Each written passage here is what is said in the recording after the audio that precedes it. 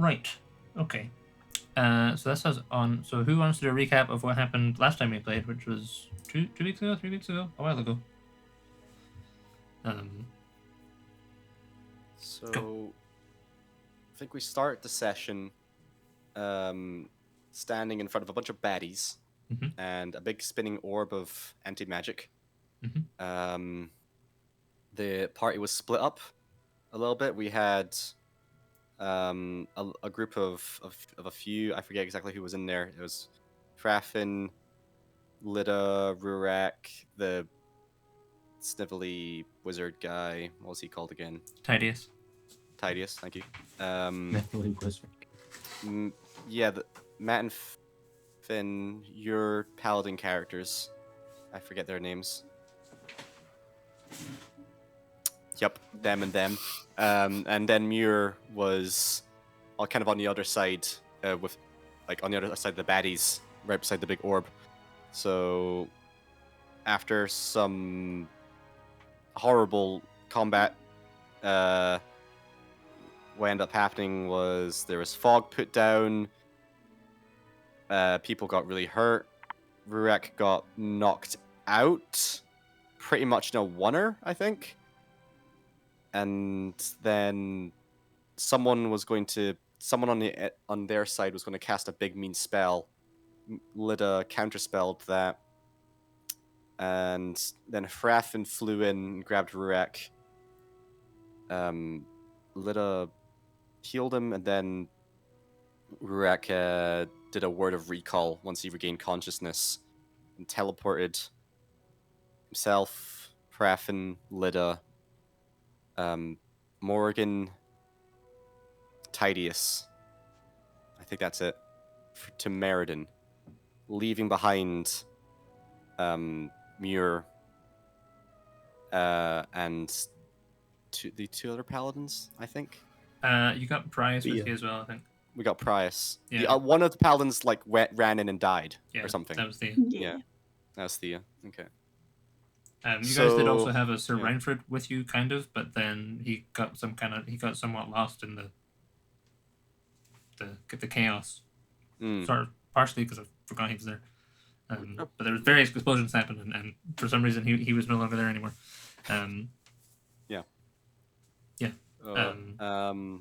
That part of the party got to Meriden. That's fairly safe. Interrupted a preach that was going on.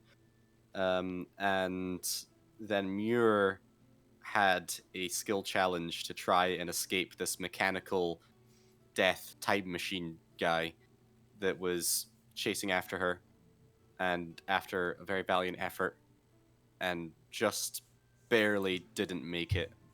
And I believe Muir is now, I don't know, unconscious. Fucking dead, man. Dead in the snow. Oh man, that sucks. So, yeah. Man, that sucks. That sucks. Yeah, hey when that happens, man. That's tough, my dude. Real rough. Would hate to be dead right now. And Malbryn is in the what do you call it, the undergloom? The nethergloom. Nethergloom. Thank you. That was almost neither of them. Almost neither. Yeah. I was going for Underdark, and I was like, no, there's gloom in there somewhere. Yeah. And Malbryn has been taken prisoner by her brother-in-law, some description. I don't know. This is and my favorite recap ever. I'm really racking my brain here.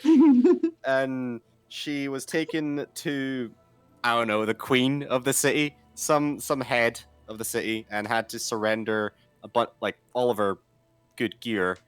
And then I believe shortly after that, she decided to get her gear back and try to escape. And I believe that's as far as Malbryn's story thread got. I think every fantasy movie should start with Patrick trying to Lord of the Rings, Two Towers. Okay, so there's these hobbits, right? There was 4 of them. And a wizard. 5? No, 4. 5? 4? Poppin'? There's a few of them. Mark? Mary. That's intense cross-examination. They're from Halfling Town, Yeah. and they have to get rid of this necklace. And there's some other dudes as well. Bruce? There's some elves. There's some elves that live in Elfland. There's this really blonde guy with a bow and arrow. He can run on a falling bridge. There's something about they have to get rid of this necklace that really just got me for some reason. This fucking necklace, right? Yeah. There's this guy, Sean Bean. He has a hard-on for this necklace, and he really wants it, but he gets killed by The necklace. By the necklace. Ultimately, the necklace's fault. Yeah. And then they drop the necklace into the lava, and Gollum wins. And that's it. Gollum wins. Hey, Gollum had the last touch of the ring. That's all I'm saying. Gollum's like, I win. Forever. I win. Yep. Yep. So that was Lord of the Rings. So was Lord of the D&D Rings. thing was before. Yeah. Cool. And that's recapped. Now do Avatar. Last Airbender or James Cameron's Avatar? Both. Both. Tell them both at the same time. Yeah, both at the same time. Do a This bad session version has These of blue been people derailed called- so fast. Waterbenders and Airbenders. But they use their ponytail, right? And they swish it, and the water. Didn't you guys watch the trailer for the Avatar? I've not seen it I yet. remember. I've seen it. I'm- Was I the was trailer just any good? glad it wasn't a sequel I mean, to Johnny it- Fartpants or Thunderpants or whatever it was. Wait, is it out? No, the trailer's out. What? No, the movie. The trailer. Uh, The trailer. It looks like it'll be a pretty movie, just like the first one was a pretty movie. You Or really liked the another first one. one, didn't you? Yeah, Yeah, I there's really that like the one. first one. Yeah. I think the first one was a VFX masterpiece. Not a movie masterpiece, just a VFX masterpiece. Not the VFX. It was M. Night It wasn't Shyamalan, wasn't it? FX. It wasn't M. Was Night, it? it was James Cameron. We're very confused Oh, here. I'm talking about the We're talking about- Airbender one. We're talking about two different that's- avatars. That was a masterpiece, the M. Night Shyamalan. Anyway. Anyway. So yeah, that's about what's going on. Malbryn's in the Nethergloom. Muir is in the north. Fucking dead. Everyone else is in Meriden. So we're gonna pick up. I think. Let me change the tunes. How does Aaron this and work? Zorgar are about to get. Oh yeah, punched what out happened to by giant Naren and robots. Zorgar? We didn't talk about that. Yeah. Oh, Aaron and You Zolgar guys wanna found a take new that? home. We scouted around for a warehouse. Took a seat to drink, I think, or something, or just rest. And all of a sudden, two sundial-faced motherfuckers popped up out of some rocks. Oh, yeah, Uh, these guys. We offered them drink, I think, and that's about as far as we got. Yeah, they didn't seem super happy They about weren't it. thirsty. No. Well, they're thirsty, but not for thirsty for blood. Bastards. So, hang on. So if I press the creepy button, I will try. Okay, cool. That's how we transition. So I want them to pick up back in the north.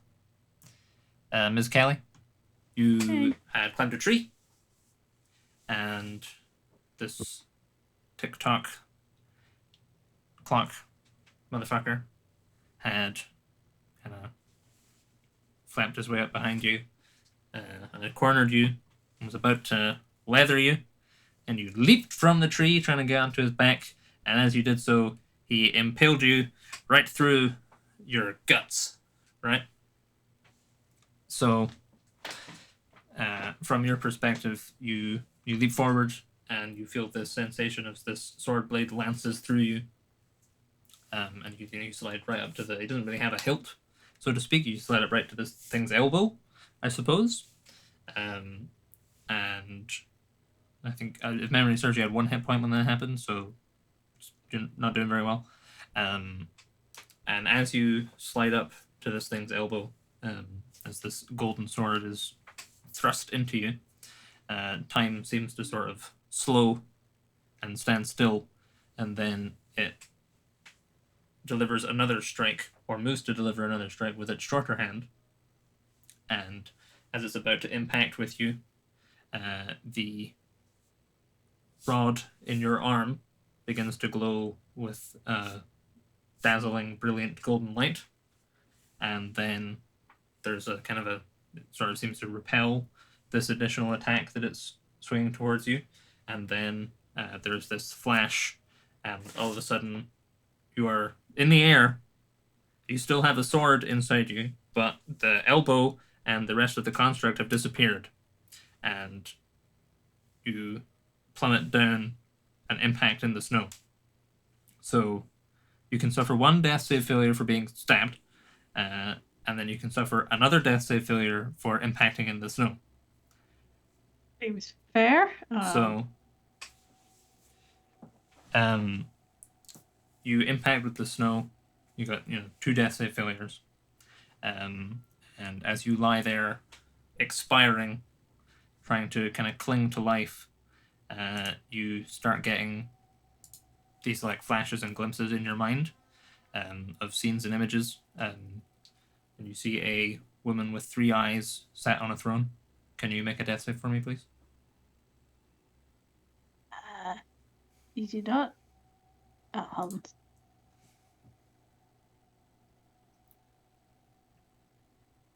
on. Ooh. Did we find out if it gets con? It doesn't get con. I checked. Thea was getting a bonus because she's paladin, and just gets her charisma and everything that she makes a save for. So what happens then is, Muir, you impact with the snow. You kind of like roll over onto your back. You see this flash. You see this woman with 3 eyes sat on a throne, and you hear a voice in your head that presumably belongs to her. A woman's voice say, "The weave of fate." And then you see this image of a triangular vault sitting on the ocean floor. Oh, God fucking damn it. One panel of it is open. And then she says, "The sands of time." And then you see this image of a space, a room, a cavern maybe. You're not entirely sure on the environment. But what you can see is that the floor of this space is strewn with corpses of people you recognize. You see Naren's corpse, you see Zorgar's corpse, you see Rurak, you see Lida, you see Hrafn, you see Malbryn, but you see them multiple times, and they're all subtly different. In this sea of perished bodies, you see 4 different Narens. One of them has a red nautilus, and one of them has 2 swords. You see you in among there as well. Everyone is slightly different. There's one where Malbryn isn't a dark elf. She's like a regular elf, but she still looks like Malbryn. And floating, hovering above them, this fairly dark room is dimly lit in this space, and you see hovering above there, kind of silhouetted in blackness, is this humanoid form. Kind of has this larger than life presence, and it has these 2 golden eyes that are illuminated on its kind of basically totally indistinct face. And then the image flashes away, and you see, as you are lying there on the snow, you see a figure standing in front of you, silhouetted. You can't make out any of its details, but you can see that it has 2 golden eyes, and it kind of puts 1 foot over you and kind of kneels down above your chest and gets kind of up in your face, and you still can't really make out its facial features. But then there's this kind of charming smile spreads across its face, illuminated by the golden light from this fella's eyes. And he says, "You will not stand in my way." And then you see this flash of golden light, and then nothing. So, meanwhile, in Meriden, let me see here. We can switch back. So yeah, you guys arrive in Meriden, leaving Muir behind in the north. And you had arrived in the middle of a congregation, I think, and everyone had kind of scarpered. Then a lot of the priests were kind of running back, trying to help with the wounded and things like that. So what is your guys' immediate reaction to arriving here? in the immediate aftermath, as the dust settles on getting back out of the north, what are you guys up to?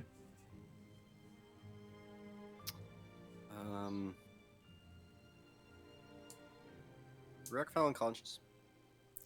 Yeah, I think you said he passed out, didn't you? Yeah. You can unpass it So- if you want, but it's up to you. Gonna leave it to fester for a little Sure. minute. Okay. Yeah. So then Lida and Hrafn, you're back in, you're in this church that you. I don't know if you guys have you guys ever been murder recalled back here before? I think you have once or twice.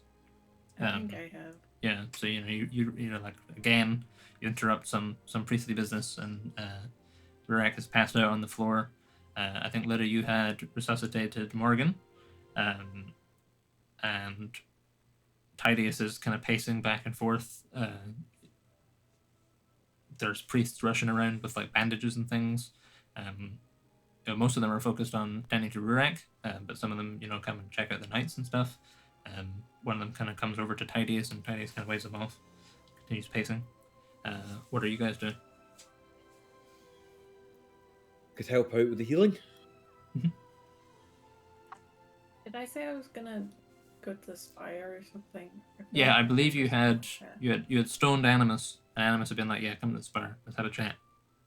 And he didn't insist on any kind of time frame for that, so you do have a bit of flex, obviously, but.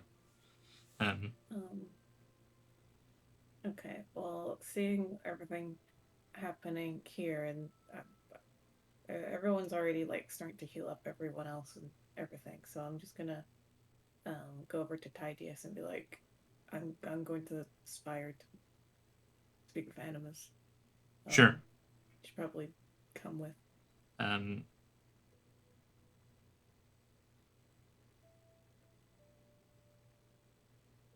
Sure. So you go. This is the first time you've spoken to Tidius for a wee while, isn't it?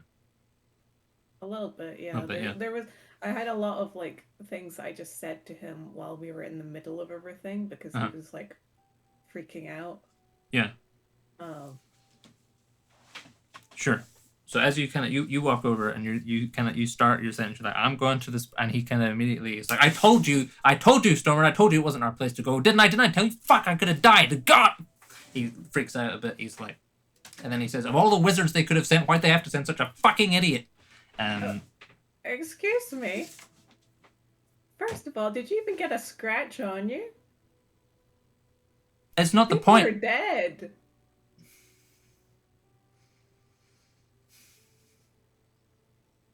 I'm just gonna turn and head to the spire. Sure. So I suppose you probably haven't had a chance to tell him you're going to the spire, so he just kind of follows along after. He's like, where the fuck are you going? I'm going to go talk to Animus and sort this shit out. But I'm coming with you. You need someone who can represent the story properly. So, dusting his robes off and stuff. He's sort of just like grumbling. There'll be a couple of moments, en route where he kind of is. It kind of seems like he's trying to get like a rise out of you. Sort of. He's like, like just kind of venting. Do you have any like? Are you gonna entertain anything from him, or are you just kind of? Not really, unless he says like something else about like him getting hurt when like other people have been left behind and shit. You hear him grumbling a wee bit like under his breath, like, "Oh, fuck, I gotta talk to him." But he doesn't vocalize it to the same. He doesn't vocalize it out loud. Any kind of after your initial little, he doesn't say anything about that like super out loud. But you can hear he's kind of grumbling under his breath.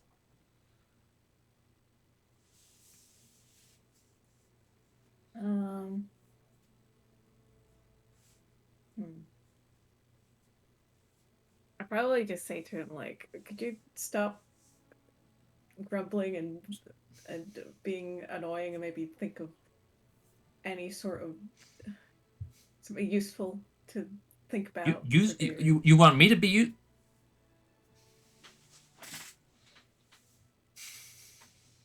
Well, I mean, if we're looking at the past, what happened up there.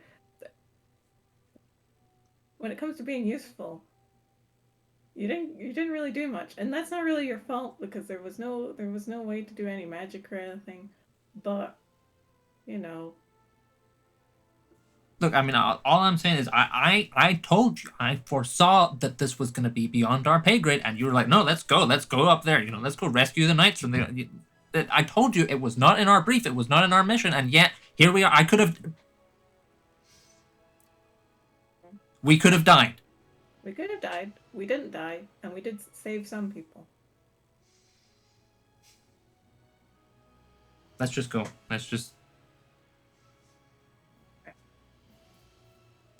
We'll head off. Sure.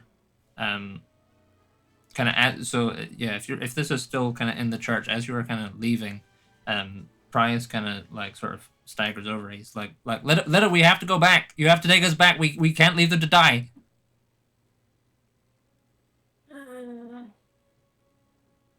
Even if I thought that was physically, I can't bring us back. I don't have the spells for it. And secondly, if we did go back, we'd all end up dead. But he's a bit of a mess. He's like, but Thea and Reinford and the command, we can't leave them behind. We can't. And then Morgan is kind of like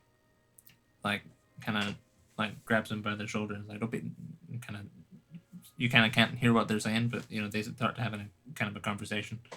You got a little window to leave if you want.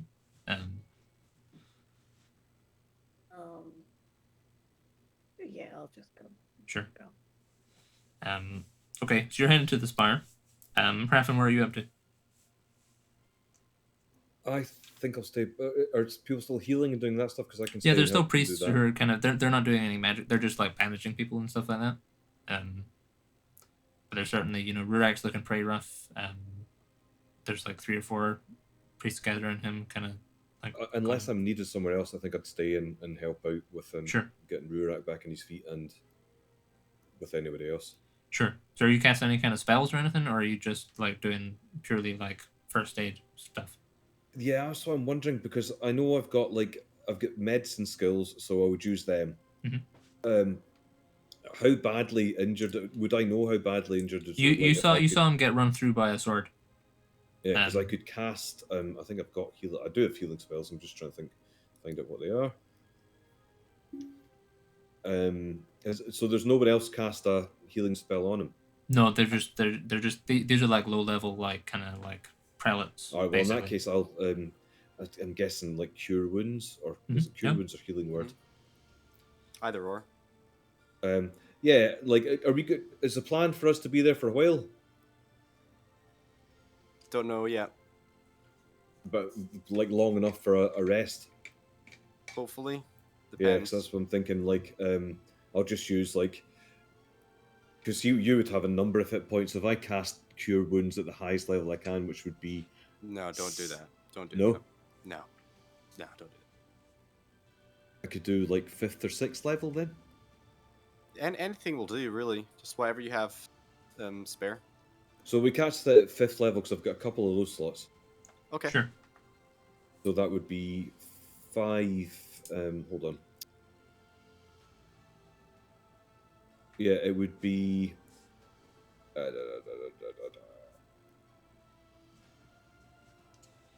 Yes, so it would be 5d8 plus my spell casting ability modifier.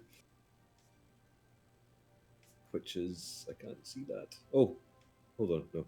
Where will I see my spell? Oh, my wisdom. Yeah, I think it'll be your wisdom. Yeah, your wisdom modifier. So that's plus 10. So 5d8 plus 10. It should just be plus 5. The plus you'll get, it doesn't factor in your proficiency bonus. Okay. For healing. I don't think. No. So yeah, if you want to roll that, then.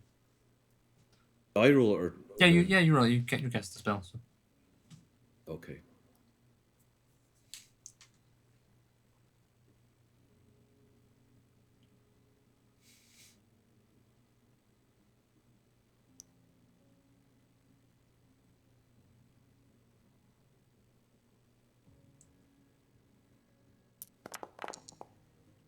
19. That's awesome. Thank you very much. No worries. That's with the +5. Cool. Yeah, I think with that will give Rurak that big inhale. Sure. Sit up.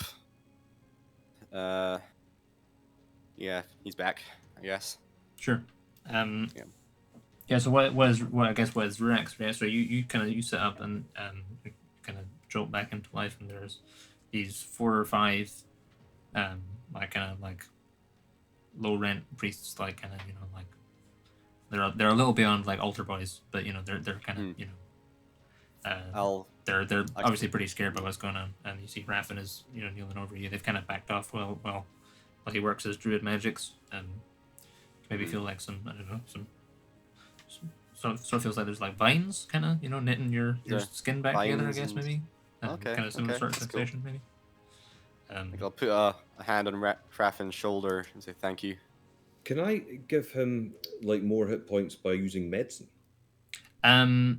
Not really. Medicine is just for like if you didn't have any healing magic and he was unconscious, you could kind of stabilize him. I could like stabilize. Yeah, right. Okay. Mm-hmm. All right. Cool. Thank you, Raffin. You're welcome. You came through there. That was brilliant. I think Rex kind of looking around the room, trying to, double checking that they made it to Meriden, they're safe. Mm-hmm. Then taking stock of who is here. Sure. Maybe can this be like just about the time where Lida and Tidius are like leaving the doors?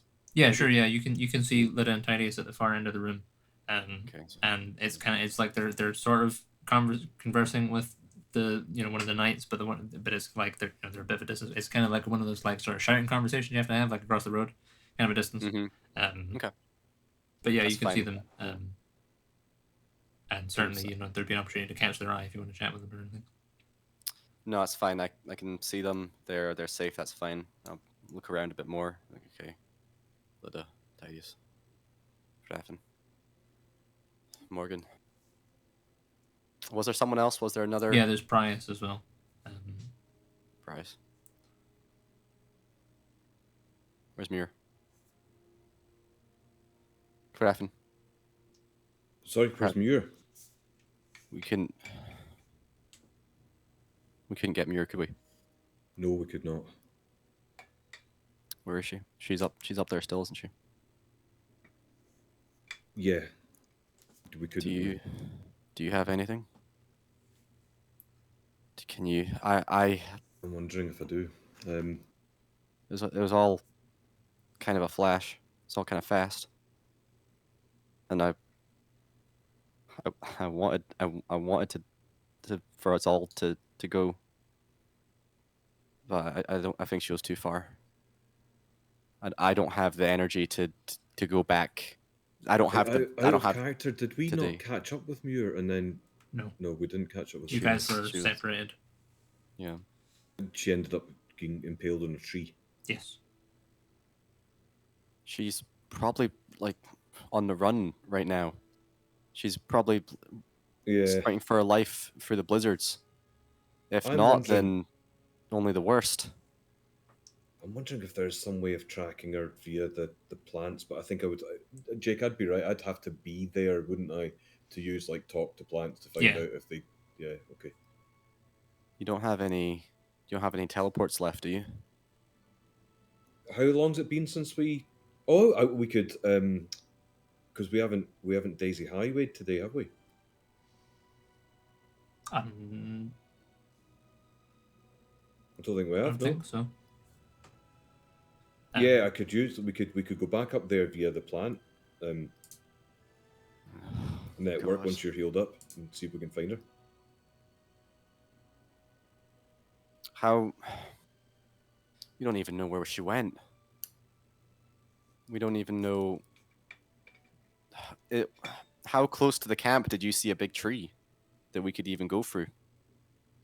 Did we not Daisy there in the first place, Jake?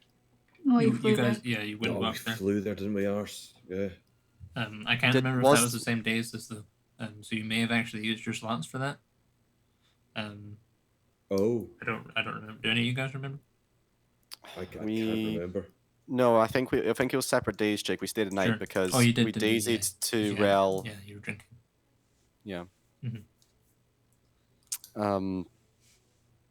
Did you see any trees by Would I their have seen camp? any trees, Jake? Roll a d100. Wasn't Muir was running through trees, right? Did we see at least the edge of that? You did, yeah. You need a goodly sized tree. I got 3. 3. You didn't. No, you didn't see any trees that were big That's enough. rubbish. 3. Oh, that's a shame. Okay.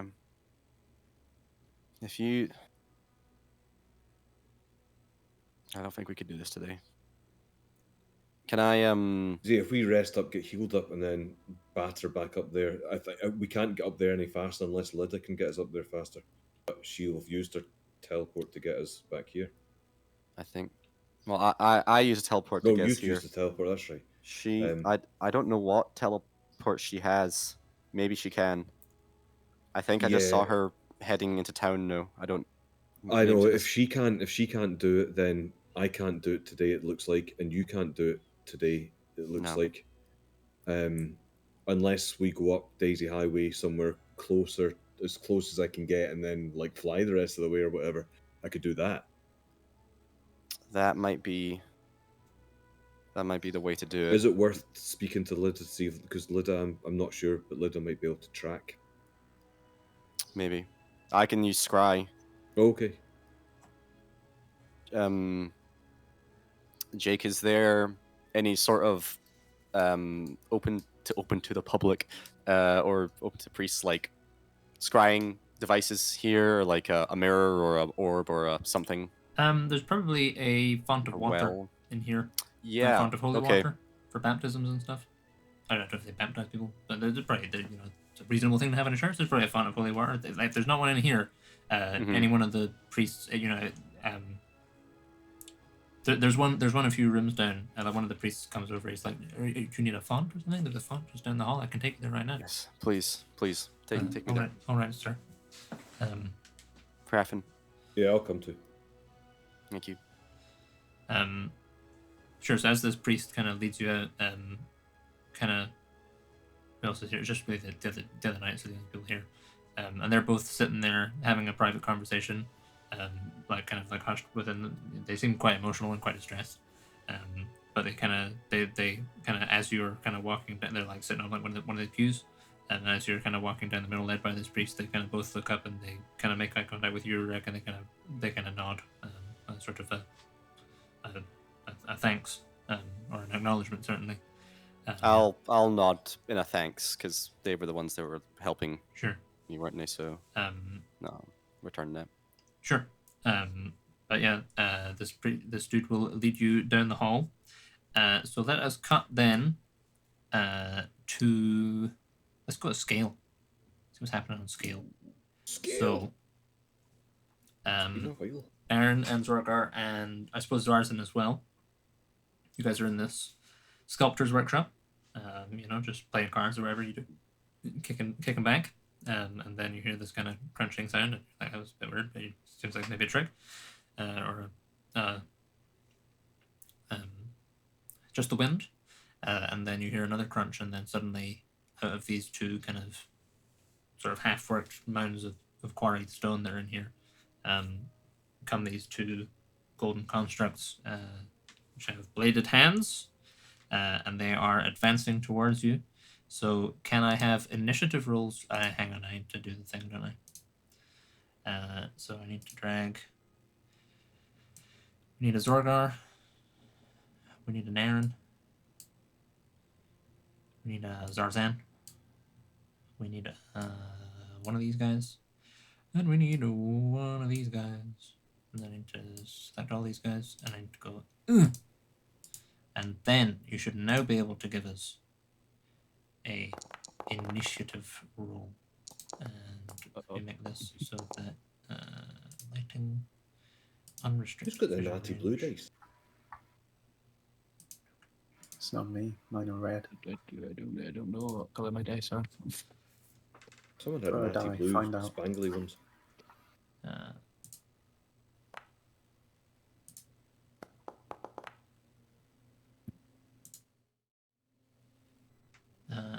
So,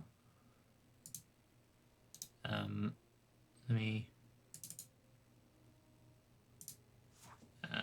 So this one is Naren's.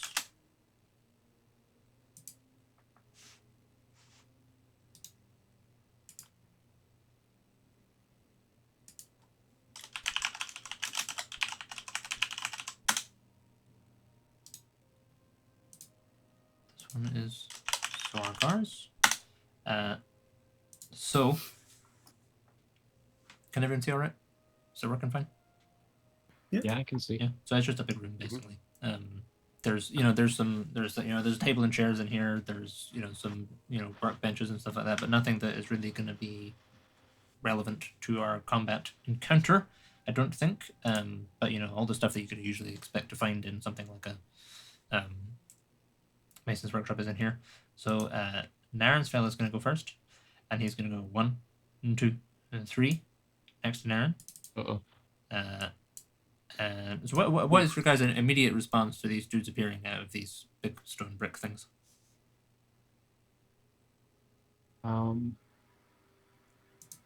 Probably some kind of defensive position, seeing as they have knives for hands.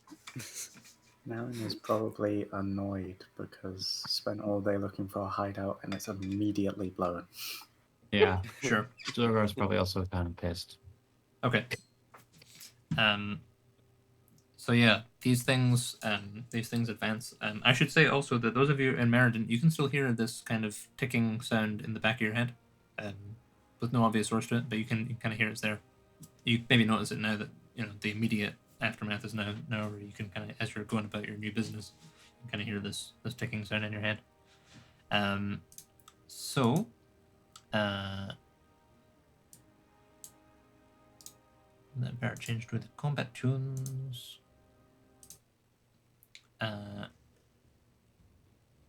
So,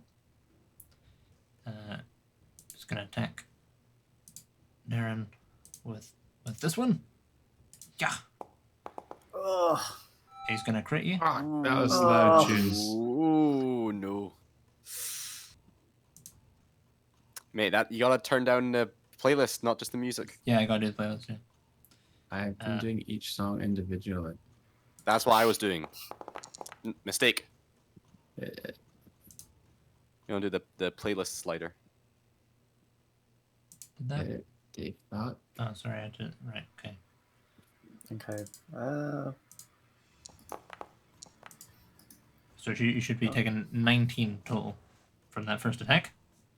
As he slices into you with his little stubby hand. Goes chink. And then. Sorry, go on. Sorry. I take 19. It's not doing this automatically. Yeah. No. Okay. It may have. I'm not sure. I do have you I targeted. don't think it has because it isn't 19 lower. It's taking me to 109. Okay, that's weird. 125. Yeah, you should be on 106. And then it's gonna try and hit you again. Attack. It's a 9. It's not gonna hit you. Nice try. So you remain a 14th level fighter. Thank God. Wait, what? Zarzan, it's you. So you see Come up. these two things burst out of the stonework. One of them immediately, strides forward very mechanically. You actually maybe can't hear this kind of ticking sound. Naren and Zorgar, you can hear this ticking sound from these guys. Zarzan, they're just big constructs, that have appeared out of nowhere, and they certainly seem to be hassling your boss. So what are you doing? They getting shot. Go for it.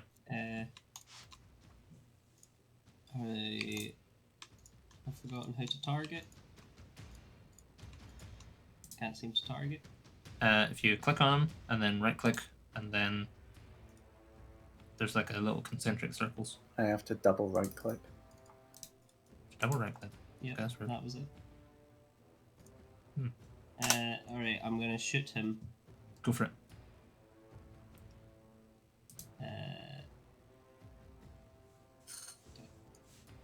Yes, I do that. Tell him. And then I do that. Nice. And then I'm gonna hit him again. I've totally forgotten everything that Zarzan can do, by the way. Sure. But I know he can attack twice. Yeah, that seems, yeah. So I give him that. Yeah, that'll hit him again. And I give him some of that. Nice.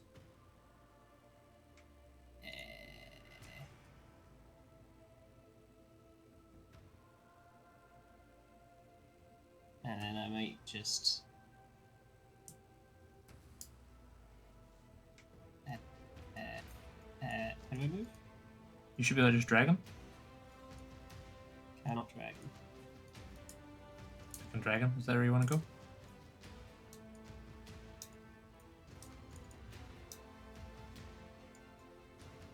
I want to go here. Or hang on, what?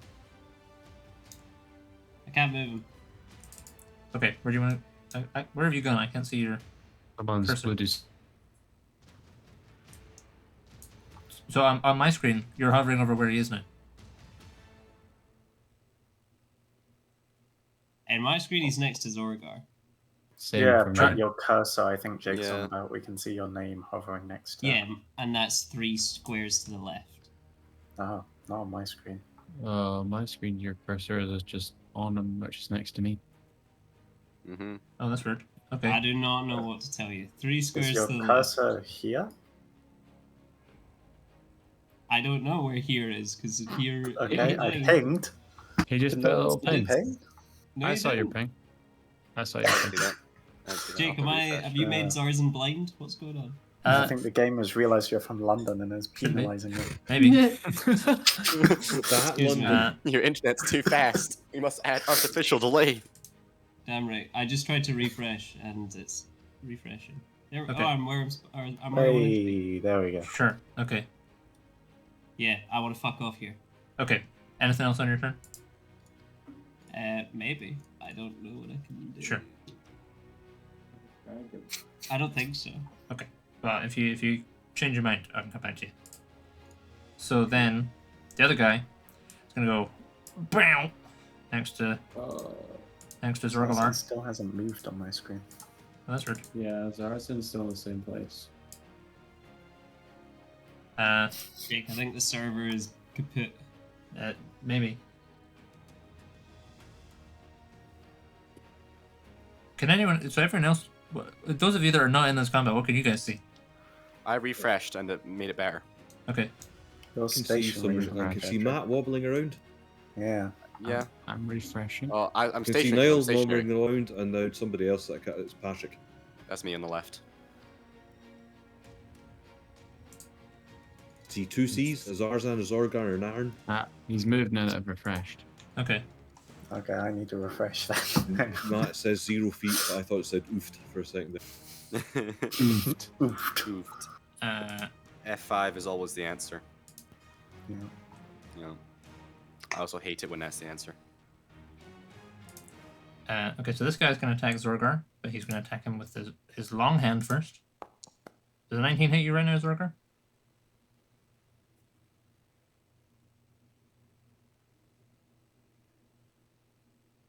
Did the music stop for anyone else? So Yeah. Yeah, I've got an Jake, issues. your camera and mic lagged out for a second if you said something. I didn't Okay, hear it. it's maybe a little much for my computer to be doing all of this. Your computer or your internet? Both maybe. Probably computer. Yeah, so we're streaming as well. Mm. Can you hear me okay just now? Mhm. Okay. We'll persevere for the minute. If it gets bad again, we can switch back to the old way of doing it. Does a 19 hit you, Zorgar? Hold on. I don't believe... Oh, no, it does. I don't have my stuff on me. Okay. So you're going to suffer 10 slashing damage. Ooh. And that's going to attack with his other sword. Bastard. So 19 again. So it hits. So you suffer another 13 damage. And Zorgar vanishes. Oh, no. Oh, Excuse me? Yep, Right. he's away. Fucking kill him. Jay, is there where are we right now? You're just in a warehouse, No basically. warehouse. Like a sculptor's workshop is basically what it looks like, or a mason's. Is there anyone else here? Nope. Just the three of you. What, like, are they outside or are they not here? Like there is foot traffic outside, sure. Like general. I mean, like our crew. I don't know what's going on. Oh, your crew. So the army is still en route. They arrive tomorrow, so it's just you guys in the city. Everyone else, like the rest of the party, we were three. You three. Three blind mice and nobody else. Yeah, you are the sole resistance. Two. Well, currently, yeah, there's only two of you. Zorgar just vanished. Where did I go? So we bypassed Zorgar on the initiative. Naren, it's you. Where am I? Where did I go? Can I ask, when he disappears, is there like an effect, like smoke or something, or is it just like he's out of my There's sight? a flash of golden light and he's gone. Oh god. Huh. Okay.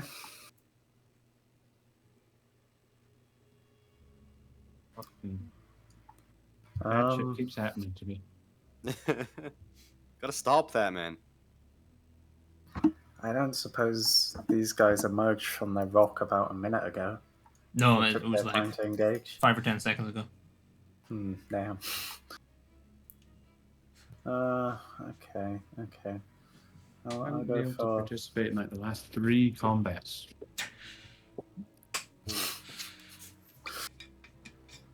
Put it like that, it's a bit fuck big that. move, isn't it? Bullshit.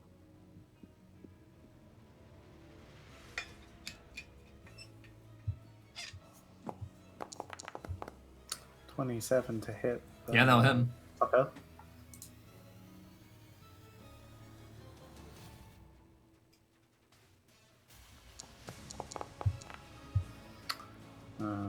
Go again. 22. Yeah, that'll still hit him, yeah.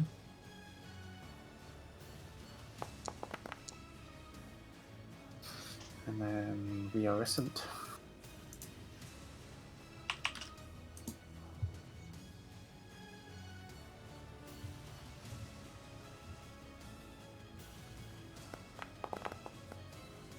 $18. 18 will also hit him. Wow. There you go, so a total of 28 damage. Okay. Does it look like he is at all phased by this? I mean, that seems to make an impact. Sure. I'm trying to decide whether it's worth. You definitely like, you know, your Nautilus, your Trident strikes appear to have the same effect you would expect them to have on any just regular fucking goon. The one that made Zorgar disappear, has it taken an interest in me now? Kill him. Not really. It's still just looking where Zorgar was.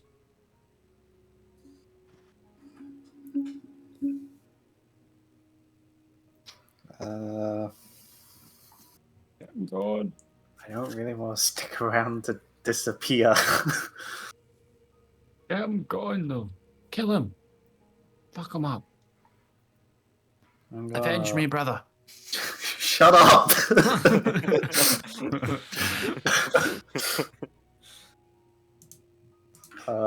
I'm going to call to Zazen that we should back off for a little to think this through. And I'm going to action surge. Disengage. Okay. And fuck off. Sure. I assume the door's over this way. Yeah, there's a door somewhere over there, yeah.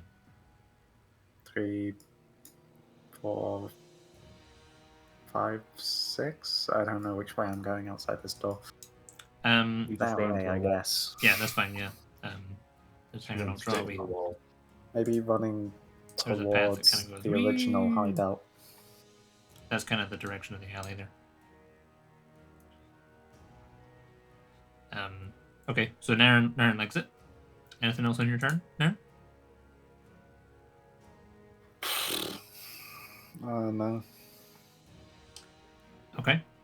we'll do one more round and then we'll come back. So, your fella, goes 1, 2, 3, 4, 5, 6. He follows you.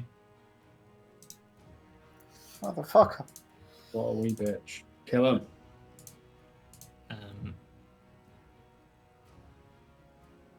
He's gonna go. Yeah. Does 15 hit you? No. Okay, yeah, you're safe again. He's gonna. Is that the sword? 21 will hit you, right? Fuck. For Yes. 13 Guess that damage. wasn't clear. Oh shit! That attack was running as well. I'll see that damage applied automatically. Yeah. I'm not sure. I need to just sit down and figure out how it fucking works in Foundry. So that's his go. So Zarzan, it's you. The boss has gone leg it and has legged it and then been followed. What are you doing? I'm going to use my bonus action to dash. Mhm. And I'm going to use my main action to dash. Okay. A lot of dashing. Is there a door on this side, or do I have to? There is a follow door on the around? left side, but it is locked. It's like the main kind of, so that there's the back entrance that Naren has left through, and there is the locked front entrance that kind of keeps the facade of it being abandoned. So if you like, you could probably bust through it. It's not that good a lock, but if you bust through it, it will obviously attract some attention to this place. Whether, I mean, I don't know if you guys actually want to return here when this is all said and done, anyways. But I think I could get to here. So 1, 2, 3, 4, 8, 9, 10, 11, 12, 13, 15, 16, 17, 18. Sure. Hey! Scottish right See it jump. cool. So Zarzan also flees. Anything else on your turn? No. Okay. So it's Zorgar's guy's turn. Zorgar, you pop back into existence. From your perspective, nothing has really changed. Wasn't expecting you to come back. I'm And just like, Now everyone's gone. guys. You and the cunt. that sent yeah, me so, away so before. from Zorgar's perspective, you get hit twice by this thing, and then suddenly Naren and Zarzan are just not there. Neither is the golden construct that was attacking Naren. The one that was attacking you is still there, and it's going to attack you again, and it's going to crit you God damn. for 39. Whoa. Then it's going to attack with this other attack. No. Does the 15 hit you? Fuck. Surely not. He don't doesn't get have any of armor his right now? stuff. I don't have any of my stuff. Well, according to my sheet, I don't have my Okay. armor class is only 13 right now. Sure. Oh, we stole you some of the army stuff. That's what I thought. You could probably have But some my- chainmail, mate. Did I'm Dragonborn not give you have some any chainmail. like No. natural armor with the scales? No, Naren that's a does. feat. But not Aaron not does. Zorgar. That's a feet. You see? I see. Naren has feet out of his fucking ass. Zorgar has That's feet? You what? Actually, Excuse me? A lot your of legs. feet. Your legs, not your ass. I mean, legs are kind of an extension. So I suppose, you know, It's kind of out of his ass. it's kind of. It's an argument. Kinda. Not really. Weak argument. A little Weak bit. argument. I mean, it's up to you, Finn. I don't mind. I think it's reasonable for Zorgar to have some chainmail that he's pilfered off someone on the way here. But if you feel otherwise, you can obviously not have some chainmail. In which I case, he'll hit you. distinctly remember him getting. I'm pretty sure I did. Okay. Because I took some weapons as well from the. Sure. I have like a temporary axe Yeah. Okay. till I get Let's- mine back. Let's give you some chainmail then. Hang on. Items. Chain. Meal. That means that the earlier ones wouldn't have hit either, but Oh, I they can't not? afford going over that. Okay. I mean, the crit definitely would have.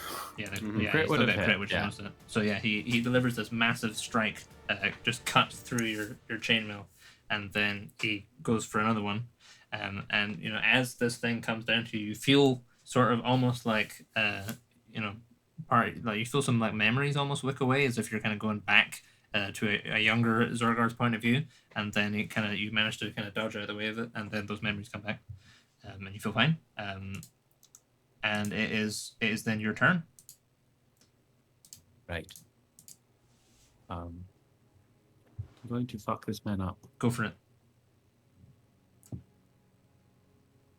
You can also probably hear footsteps outside, and so it'd be reasonable to expect that, you know, that there's something happening in the alleyway outside, so you maybe have an inkling where Naren and Stars have gone. If they haven't just straight up died.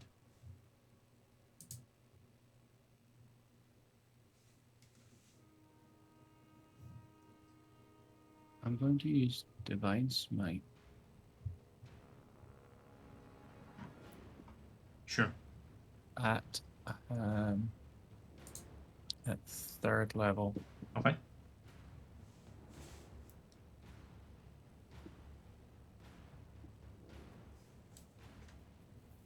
But that's just a standard roll, isn't it? Yeah, just a regular battle axe attack, and then however many d8s.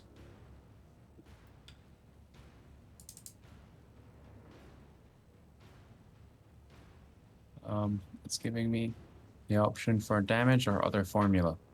Well, so if you press damage, and then we'll keep a hold of that number, and then I need you to make a battle axe attack against him if you hit him, in which case you get your battle axe damage as well.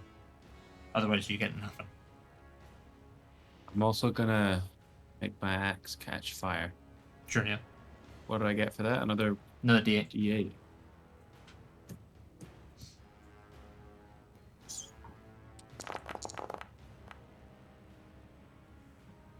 Sure.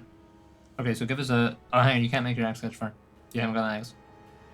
It's only that specific axe. It's only that specific axe, yeah. So it give us. Okay, so- You should have a regular battle axe that you can use to make an attack with. Yeah. And then, I'll just roll that again. it's okay. I can get the split on it, so it's 27 initially, without the extra Okay, fire. cool. Okay. I can do that twice as well, right? Yes. 'Cause I have 2 actions. Mhm. Aye, this cunt's getting fucked. I'm not gonna do it at such a high level as to do it second. Actually, maybe I'll do it at the same level again.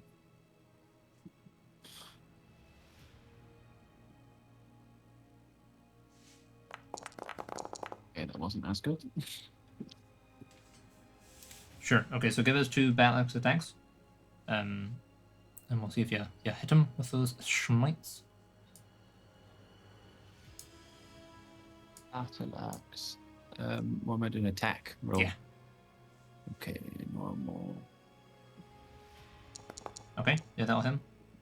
Ooh, So you should be able to get the damage off that as well. Okay. goes. Nice. Damage on the. Yeah, because it'll be you get your regular battle axe attack with the damage, and then you also get your smite damage on top of that. Okay, so I have to do damage for this one. That's for the first battle axe. Okay.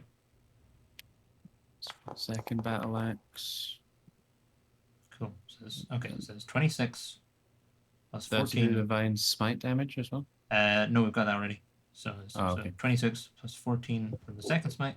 That's 31. That's 71 damage you do. That's quite Yeah, a lot of fuck this damage. Sure. So you get hit and then shunted. Your brain shuggles and suddenly no one else is here. But then this thing tries to hit you again, and it seems like it's gonna try and steal some of your memories or some shit, and you just fucking blatter it twice with your axe, cut like big chunks into it, and get this nice like rending metal sound. As you do so, it seems to have made kind of like the first attack goes into its chest, a little bit of sand spills out onto the blade of your axe, and then the other one kind of like hits on like the thigh, and kind of like kind of like it's pretty strong fire army, and you kind of by the time you've hit it, so it's kind of like a bit kind of hunched, but it still seems angry. So anything else on your turn? I don't think I can do any. My second action counts as my bonus action, doesn't it? No, it doesn't. Yeah, if you got something specific you can use a bonus action for, you got a bonus action still. I can do stuff with a bonus action. You might be able to get a spell off or something. I think I've got some smites that are bonus actions. Sure, yeah.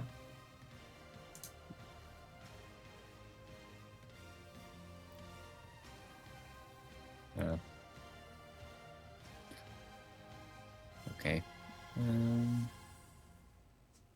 All my bonus actions are things I probably should have cast at the beginning. I'm going to. I can't find it, but I know I have Shield of Faith. It's not in my spell book. It should be. I can see it under your first level spells. Oh, there it is. Yeah, sorry, I missed it. Yeah, I'm going to cast Shield of Faith. Sure. Okay.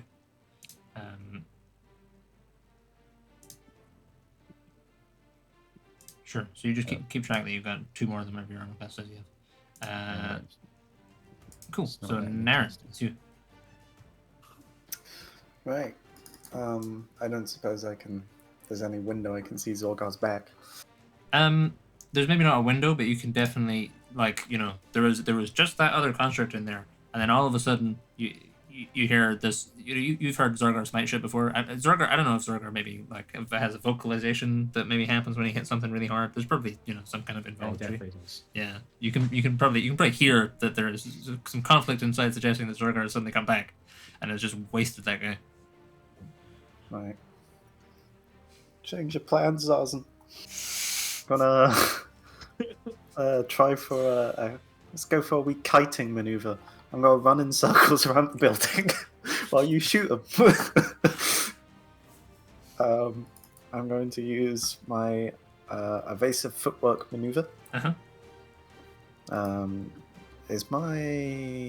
I always forget if my superiority die is a D10 or D8. Pretty sure it's a D10 now. I think it starts at D6 and then goes D8, and then I think it's probably D10. Fuck! Oh well, my armor class is 20 now, and then I'm going to use my action to dash. Okay, well, he's going to try and hit you. Yeah! It's a 21. Aha! Oh, fuck, wait a minute. No! Alright. You can take 8 damage for your trouble. Okay. Did that auto apply? Yes, it did. Cool. Yeah. Okay. That's my go. Okay. In that case, we've done 2 rounds, so let us pop back to the big smoke. I guess. Oh, in fact, we've not checked in with Malbryn, have we? Let's check in with Malbryn. So Malbryn, you are standing in this big freaking throne room. Ahead of you is this huge opal throne. There is an old and somewhat late middle-aged woman who you have just decked. She's lying on your cape. There are 4 guards behind you, with 2 of them with swords drawn, 2 of them with bows. What are you doing?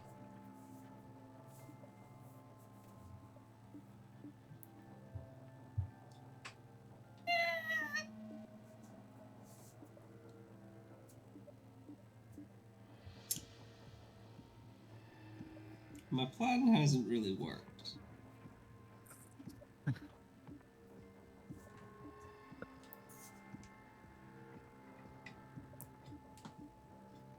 I'm gonna be honest with you, Jay. I've got no idea.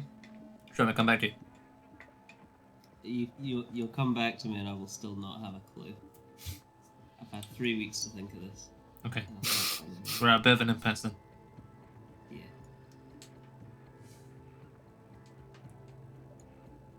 Like, the default is probably nothing, because I can't think of anything to actually do. Sure. Okay. Well, I'll tell you what. If we cut back to Meriden, see what's going on there, and then we can cut back after, in case you have a sudden spark of inspiration on what you want to do. Otherwise, I guess if we assume, so when you say do nothing, are you just gonna like surrender? Yeah. Okay. So yeah, we'll cut back to Meriden. We'll cut back in case you've had any plans, and then we'll take it from there. Default surrender if not. So in that case, you and Tidius arrive at the spire after some amount of time. So it's like 10 or 15 minutes to get there. Obviously, you know that Malbryn's disappeared. You know that Muir didn't make it along with you. You also know your sister's in the city. In case that changes any of your errands while you're on the way there. Otherwise, you just head into the spire. Yeah. And you would have also seen Rek wake up again before you left.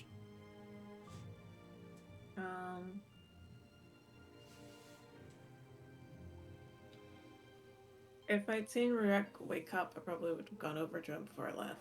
Okay, well we can do that just now. Sure. Or at least like noticed and like caught his eye and see if he wanted to talk to me about anything before heading off. Basically. I think a downwards nod probably all Rek would give you there. He was still gathering himself in that moment, so not particularly like a call over here or anything, just like a good to see you. Glad you're okay. I'll wander over anyway and just tell him where I'm going at least. Okay. Are you doing okay? I'm a little sore, but it's fine. I'm planning on just going straight to the spire to talk to Animus about what just happened and try and sort something out. All right, you do that. There's a font that I'm going to try and scry on Muir and see where she is, because I don't think she can survive long by herself We also up have there. the sending stones. We do have the sending stones. Well, I mean, would you like to try and send her now? God, I forgot about the sending stones. We should try that. Well, I suppose I'll try a sending stone then. Sure. We should invent a thing for the sending stone called Find My Sending Stone. Yeah. Yeah, that'd be good. Sure. So what do you say? I take it is this on your group network, so everyone's gonna hear this? Sure. Yeah. Hey, Muir, we just arrived in Meriden. Where are you? Are you okay? You have reached Muir's voicemail. I am not at the stone right now. Yeah, there's no response. That's not good. But you did leave her in an anti-magic zone. That's a point. Yeah. Maybe the phone didn't get through. Right. I'll try the scrying. I'll try to scrying. I'm going to Animus to see if we can sort something out with like just figuring it out, because I don't know how we can possibly do anything. Not that I think the wizards can possibly do anything either, because who's more useless at all in a place like that, but it's the only context I have.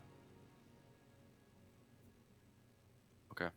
A lot of them are smarter than I am as well, so maybe they'll have answers, but they usually don't.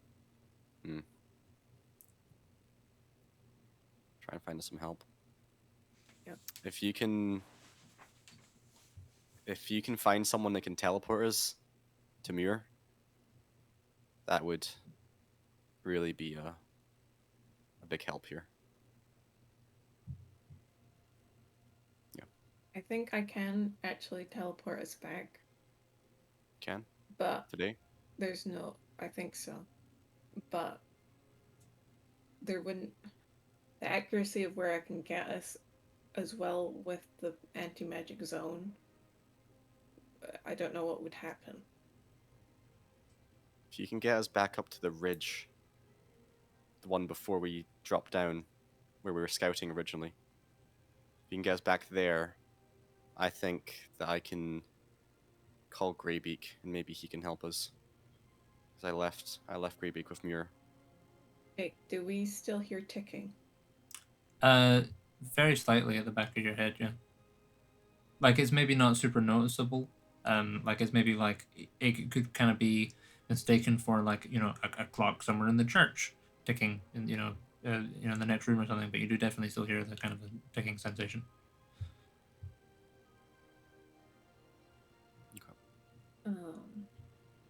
All right, you go to the spire. I'll do this. We'll meet up after. You come back here. Okay. Okay. Sure. So you're off to the spire, Lita? I heal. Yep. Sure. Yeah. So you're pretty not. I don't think the church is that far from the spire, so you can probably get there in about 10 minutes. And you arrive. Tyrese is kind of pretty solemn now. He's kind of like, you just tell he's stewing. He's in a sodden mood. But you arrive at the spire. I take it you're entering inside and everything. Sorry, what was that? So take it. So you arrive. Are you doing anything before you get to the spire or anything, or are you just heading straight in when you get there? No, just heading straight in. Sure. Yeah. So you head in. Anas had said. I think he had said to like say some phrase to the receptionist or give his name at the receptionist and whatever, and he'd be sent up. So presumably you enter in, and you can see the receptionist up ahead. I think it's the same receptionist you know. She kind of waves at you and says, "Oh, hi, how you doing?" Been better. I'm here to see Animus. Oh, right, okay. Yeah, no, he did mention you were coming by, thinking about it. Sure, she kind of goes to point over to a door, and then from that door she points to is kind of to your left, and then from the right you can hear this like sounds of running, and entering into this kind of reception room. You see three little, they're little to regular people, but they're about your height. They're about 3 or 4 feet tall. They've got one of them has purple skin, one of them has green skin, one of them has blue skin. They've got a big eye with a monocle, or kind of just kind of monocle over them, and they're dressed in robes, and they're somewhat armed. One of them has a staff, another one has a wand, another one has a book, and they run in and they point at you, and hang on, where do I put it? One of them says, "Stop right there, criminal scum! Nobody breaks library law on our watch!" And they kind of surround you. Tyrese is like, "What the heck's going on?" The green one says, "Forget to return a book." Yeah. The green one says, "And they definitely don't return to break library law again." And then the other one says, who you recognize from the last time you were here, and you kind of skipped out on him when he had come to find you before. And he says, "You are wanted for 1 count of overdue restricted book and 1 count of evasion of archival law enforcement. Pay fine or serve sentence. Choice is yours, but make it quick." And they kind of brandish their wands at you. How much is it? 'Cause I don't have time for this. 101 golds for overdue restricted book, 47 golds for evading law enforcement. Or serve sentence. Give me the total. I don't do numbers. Gregory, can you do number? I can't do numbers. John, can you do 148 golds? 148 golds. 148? No. 148 golds. Individual numbers again. What? Okay, 101 golds for overdue restricted book. 47 golds for evading law enforcement. Okay, I'll count out the gold as quickly as I can. They're like they look at each other like, oh, sick, we actually got one. And they kind of cross their arms as you like, you have made wise decision. Would not want to serve sentence of mopping. Okay, I head off to the door. Sure, you just hand over the money. Yeah. Yeah, they run away. They're like, yeah, we got one. Run away, and Tiny's just like, what the fuck was that? Are you not handing in your books? Yeah, I can't even remember which one it is I have out. You didn't want to check with them? Or they're just gonna find you the next time you're back? Probably. I've got bigger things to worry about. Okay, yeah, all right. And the receptionist is just like, yeah, you can just go through that door. Should take you right up there. I can look up the book you've got out if you want. It's fine. Okay, he's right. It's just gonna happen next time. Well, let me know the name when I'm back. Okay. See you later, but have fun. Bye. See you later. And I start limping towards the door with my 25 hit points. Sure. So yeah, you open the door, and you enter in. And you suddenly have the sensation of being very high up. You know, the floor kind of sways underneath you in a way that it doesn't on the ground floor. And you can see there are 3 of the wizards are in here. Animus is here. You see Solus is here, and Carowin is also here. So Animus, you know, big Aetherforge guy. Solus, the bald dude, he's got like lightning eyes, and Carowin, the necromancer goth lady. And they kind of wheel around. They seem to have been mid conversation, and then the door opens and you guys walk in and they kind of wheel around. Animus says, "Stoneward, what's going on?"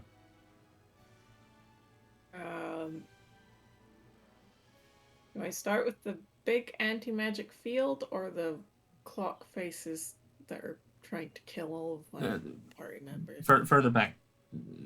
Start from the beginning. Okay, so we went up to do the task.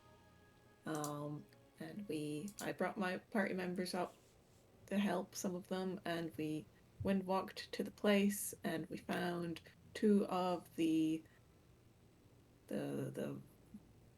people from the thing. I forget names. The Shadow Guard. We found 2 of them, and they were planning on trying to break out the people because they were in a camp. They'd been taken prisoner by the. I told them it was a silly idea. I told her we shouldn't do it. And Teddy starts chatting. Fucking shut up. Don't tell me to shut up. You listen to me when you've been in that minute. So we went up and my evil twin, she was all doing all these things, and so we kind of went and they had this big spinning ball, this big spinning ball with 4 pillars around it. You can see the 3 wizards are standing there like trying to follow, but it's clear that like you kind of get the impression they're not quite getting it. It was like a font, like a, what do you call it? I can't remember. Tidy's is like, it was an orb. An orb, but there was a special word for it that I can't remember what the word was. And it was a big orb? Basically, we went towards it. We started misting over in our air form to sort of check it out, see what they were doing, because we were all gathered around it, being weird. And then a big came out, and it stopped any arcane magic being able to happen. It was a big anti-magic field, except for other me. She could still cast spells.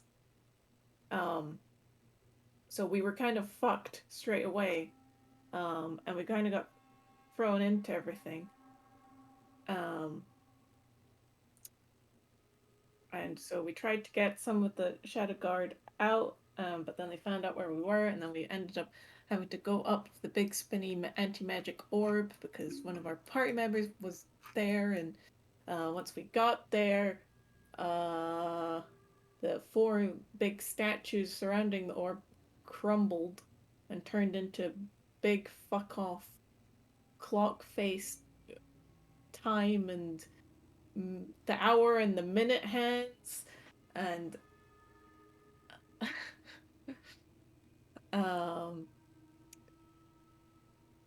they were trying to kill us, but then we teleported away, but we left some people behind, and I think a lot of people are dead. Right. They're kind of like they still look quite confused, and Karen's like, right, hang on. So wait, hold on. I'll get my book that I do like all my drawings, my anatomic drawings, and I'll draw what the orb looked like in the thing. Sure. So how long do you expect it to take you to draw that orb? Basically, I'll just do it while they're talking to me. Okay. And trying to ask questions. I'll try and answer while I'm doing it. Sure. So they're like, right. So there was. So you went there. You and your party. How many of your party were there?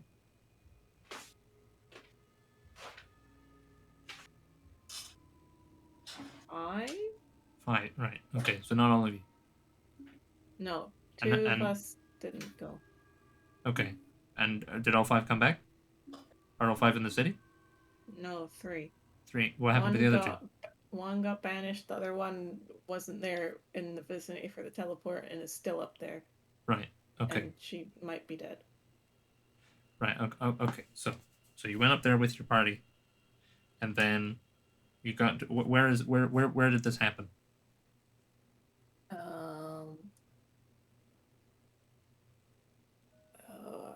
I know exactly where it happened because I saw on the map, so I will tell them in little words, not Nama words, because I can't describe that. And what was this? Was this a main base of operations? Was this a forward camp? Was this? It seemed like a camp, but like a well-established camp. Right. So there might be other of these camps. Maybe, but it feels like that orb was pretty central to everything. Right. Okay. And this orb, it was floating there. Yes. And there was a field of anti-magic in its vicinity. Yeah. So that was why we were trying to contact you guys while we were there, but we couldn't do it straight away, and it didn't quite click that it was kind of half on when we were first there, and then after like a couple minutes they must have activated something, right? Because it was a very large anti-magic. How large? Well, it covered the entire camp, and there wasn't a point where we left where it didn't affect us anymore. And I had a very bad feeling that it was something that they want to make bigger. Right. The only plus is that we was able to use magic that wasn't arcane in nature, and also eventually did weaken. And eventually I was able to cast spells again. Right, okay. And how long after the activation did that happen?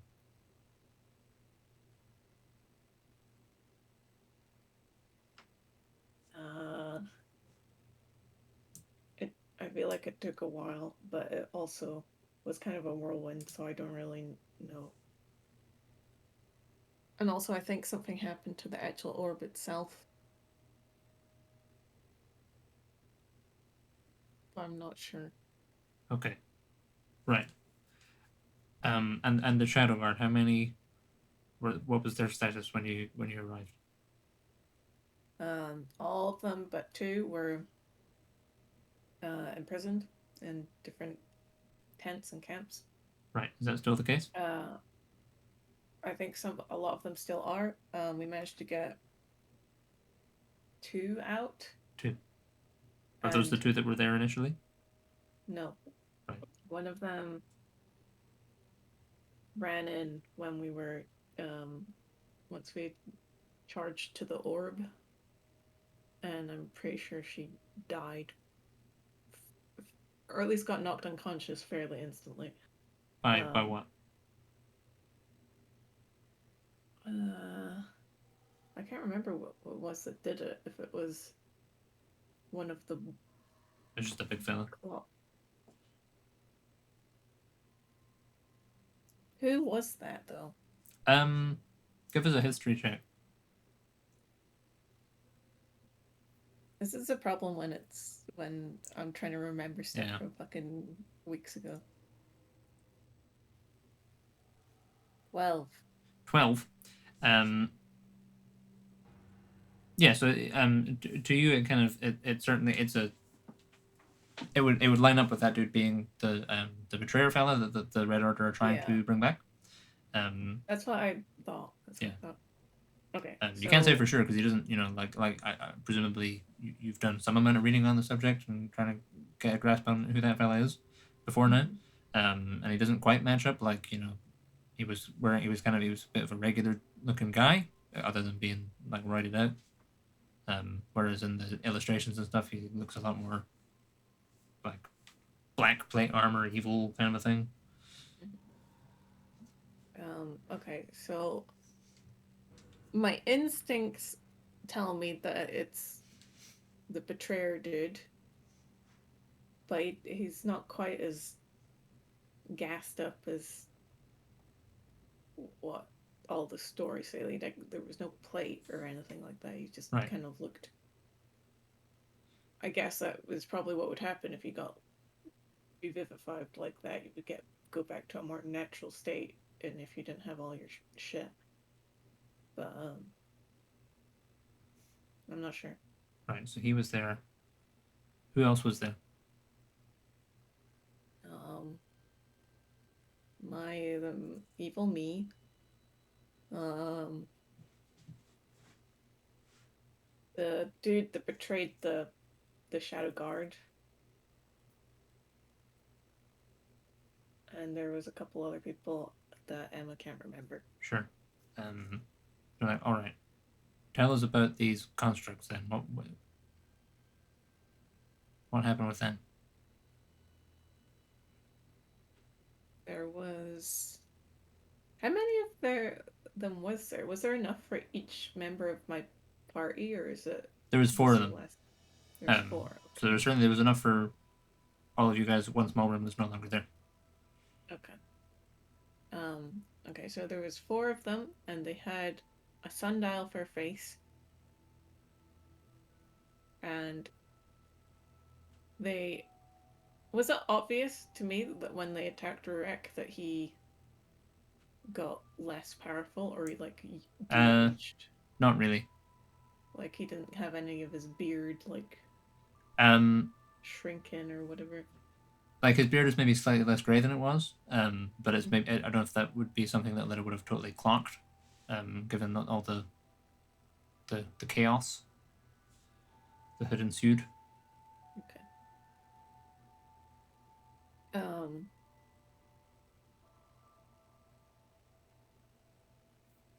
And did Rurek go unconscious during that at any point, or was? Yeah, you got totally murked by the betrayer, put him to the sword. Right. Totally ran him through. Oh, Muir, the one she got left behind, but she also was afraid of them instantly, and not in like a. They managed to cast some kind of fear spell on her, like she'd seen them before. And she doesn't frighten easily. I've never seen her like that before. Right, I see. They kind of look at one another and they're like, they kind of look back at you and like, how does that relate to the orb and the order? Do you have any idea? I don't know, because the thing is that the people that were there for the orb look incredibly fucking surprised. Right.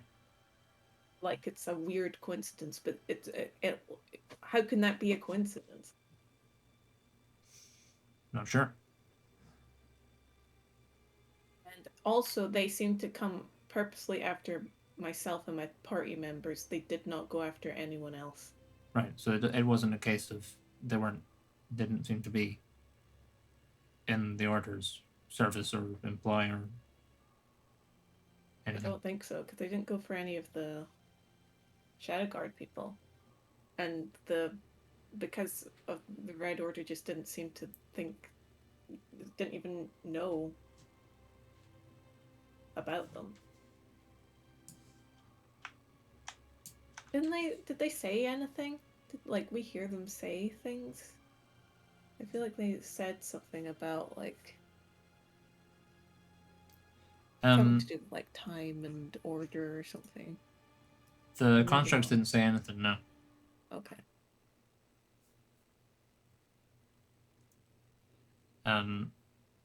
Yeah, the wizards are all right, maybe let's put that aside for the moment then. That seems like maybe there's something more involved going on with that.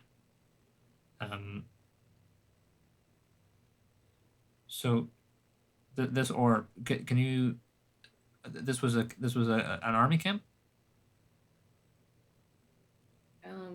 As far as I could tell, there was definitely an army there.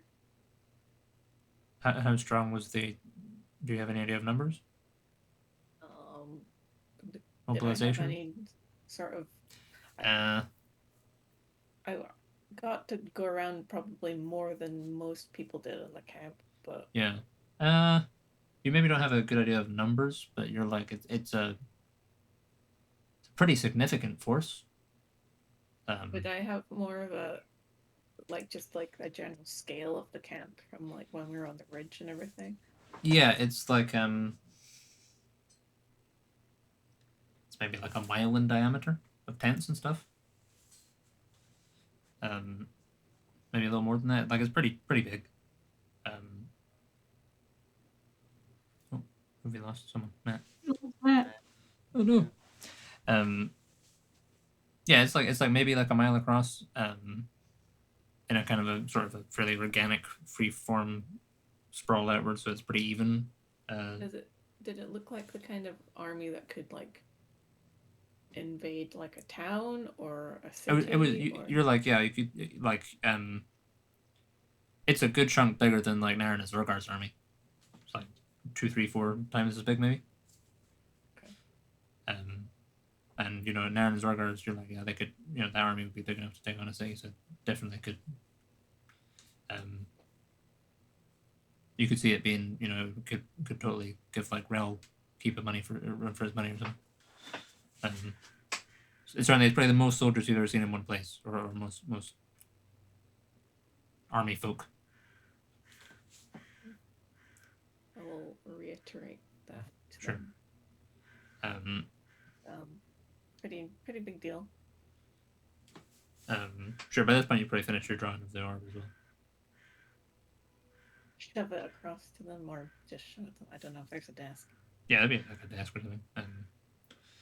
Sure. So they Solus picks it up and has a look at it, and then he passes it to Animus, and Animus looks at it and thinks, and he says he kind of looks up. He says he kind of points to that there's sigils and stuff on the orb, which you've probably rendered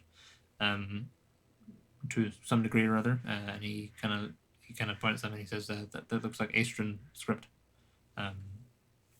and then the 3 wizards are like Astron script, and they there's a bunch of wizard tech history lingo starts happening that you're not super, or give us a history check. It's maybe not something you're totally familiar with. Jesus Christ, I know 12. Yeah, you're not really sure. Whatever history classes this stuff that they're talking about was covered in, you missed or didn't get or something. Slept through. Set fire to. Something like that. So yeah, they start talking about stuff that you don't really understand. Tidius is standing there nodding. He seems like he's pretending to understand. Yeah, okay. You're not convinced he gets it. I want to insight check and see if he actually knew, but if it's that obvious. It's pretty obvious to you. Okay.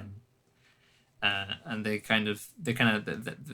like in their little huddle, and they kind of turn around, and Animus says, more research will be required, but it seems as if this orb matches the description of Nexus, destroyed artifact of the Aestrin people. If their forces should reach, well, anywhere, but we know we understand their sights to be set on Meriden.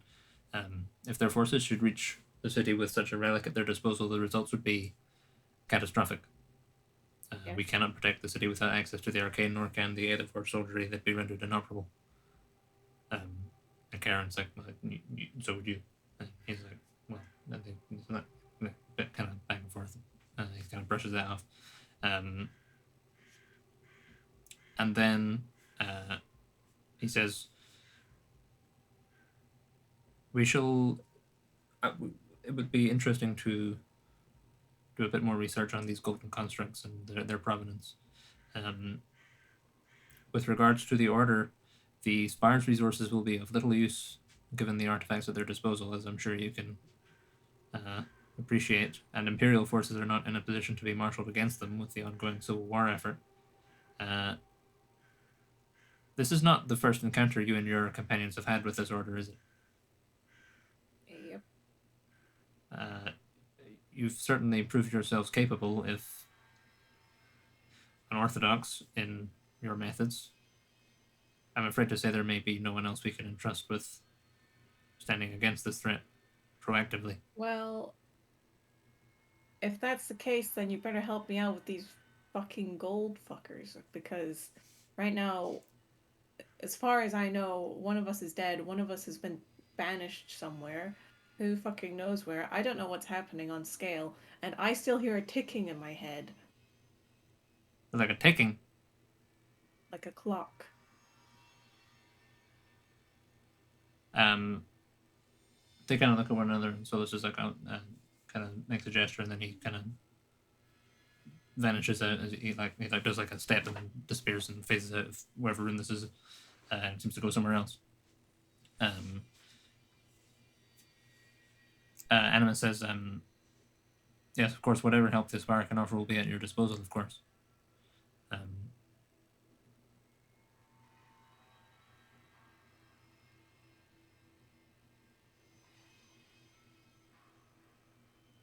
We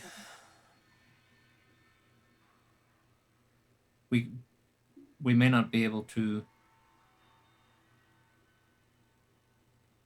Rescuing your friend in the north may prove difficult if the artifact is still in operation. It may be possible to recover your other companion. Where do you know where they have gone? Well, she got banished, but she is from a different plane, so I'm assuming she's there because she didn't come back. This is the elf. Yes. Another globe. Do you have any idea whereabouts? No.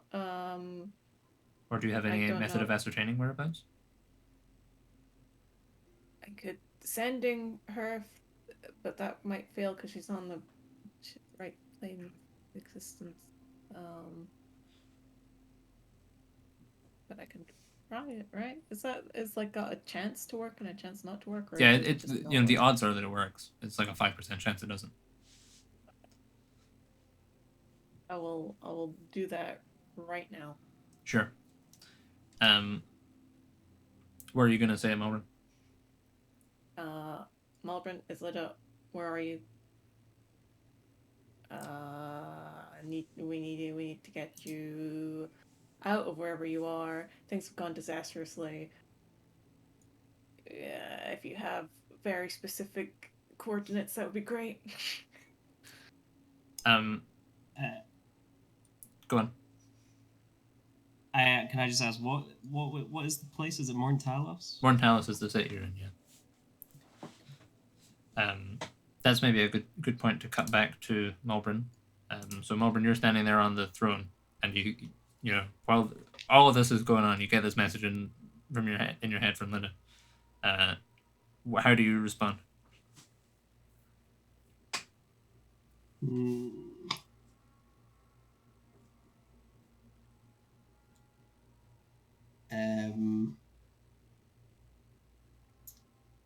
So I would respond, Nethergloom, Morntalos, Keep, Castle, whatever the kind of place this is, I guess. ASAP. Thank you. Sure. So you submit that message in your brain case, and then you feel a kind of do you have has any spark of insight been generated, or is Malbryn just kind of giving herself up?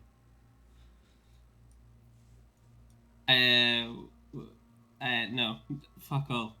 Sure. Okay. So yeah, you feel a cold sword being kind of put up against your shoulder, and Captain Rylandar says, "I would think very wisely about your next move, sister."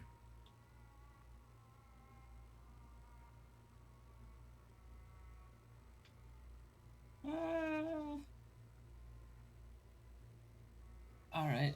Well, sure. Whatever. Cool. Fine. What? Cover. I think actually, thinking about it, I'm pretty sure you were already manacled, but all the stuff that you were doing is probably something that Malbryn could still do while manacled because she's Malbryn. So because I'm pretty sure we finished the last session, I was like, hang on, Malbryn was totally in manacles, and then I was like, that probably wouldn't actually have made that big a deal for her. So they grab you by your manacles, and the guard sees you, and Marinol kind of like pushes herself back and kind of stands up and dusts herself off. She's still got the cloak, obviously,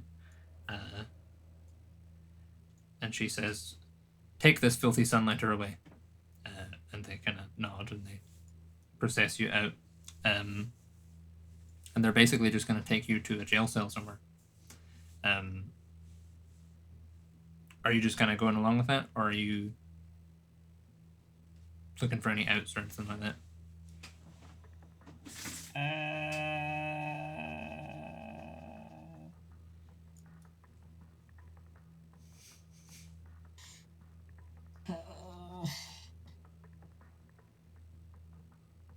Honestly, probably going along with it. Sure.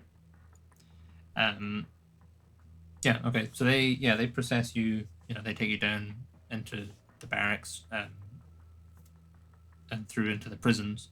As they enter, the prisons are like in like this kind of like cave complex, and you kind of get like taken deeper and deeper into the bowels of the earth, and you pass by all these other cells where all sorts of elves are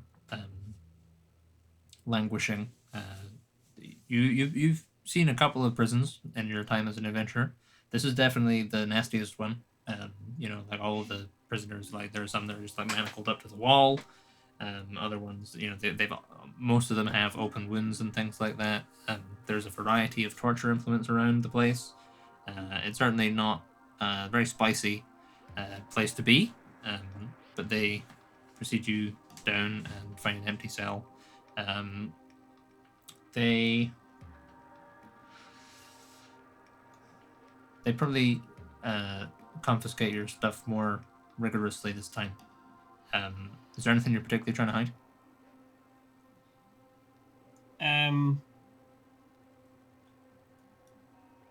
Well, the only weapons I had were like 2 knives, right? I think so, yeah. I mean, I won't automatically give them up, but if they get them, they get them. Sure. Can you just give us maybe a sleight of hand check?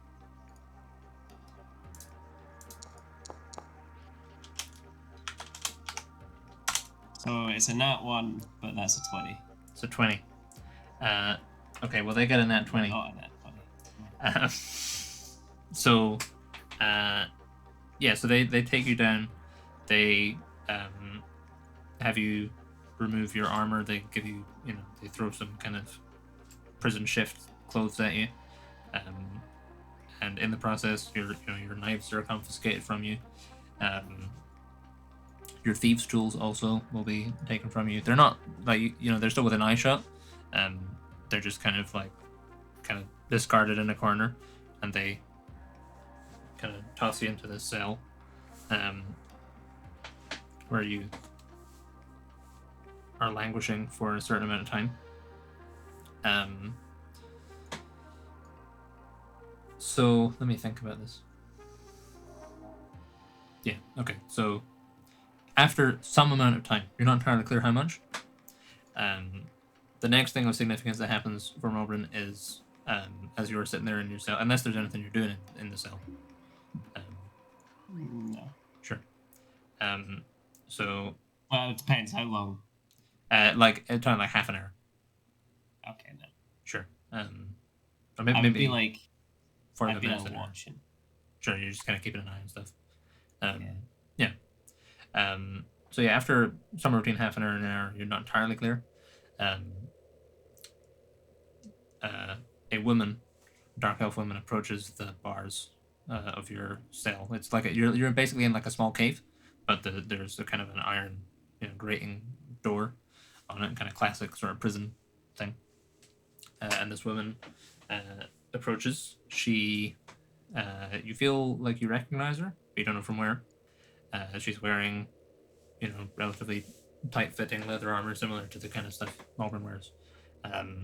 Is quite clearly decked out in a number of bladed implements and things like that. And she kind of walks over to the prison cell, and kind of puts her arms, rests her arms up against the door, and she says, "Hello, Molly."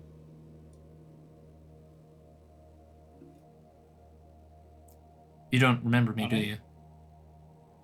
Nope. I'm not surprised. You were only this big when I last saw you, and then she kind of puts her makes a gesture of a small child.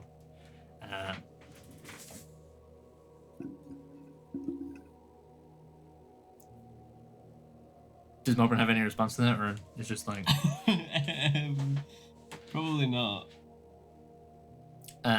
Sure. So there's in her head just going like, am I related to every motherfucking person in this? Sure. So there's like a beat where she's like, obviously she's kind of expecting you to go like, oh, tell me, who are you? And then that obviously doesn't come, and she says, I'm your Auntie Anvara. Does that get any kind of response? I would probably reply, okay. What a beautiful Kiana you've grown into. Of course you get all that from me, not your mother. You've her eyes, you know.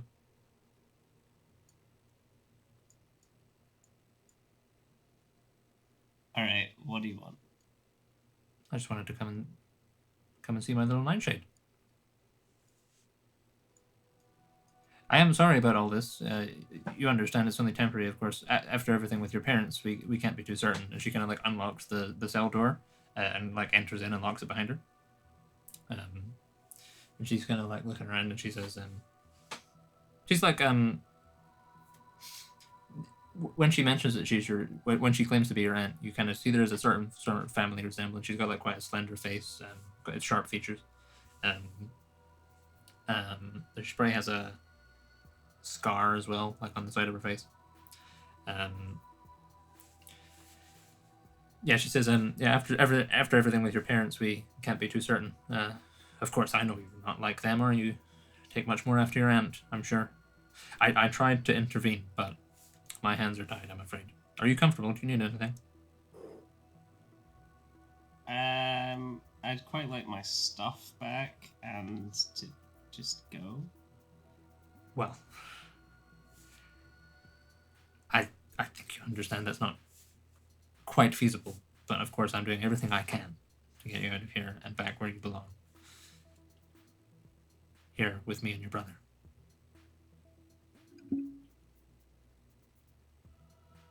Well, the first step is giving me my stuff.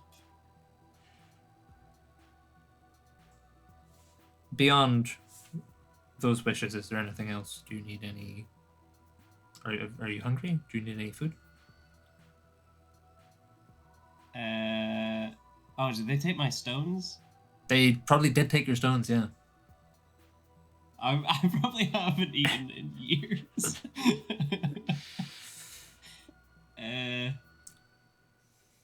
Yeah, what food have you got?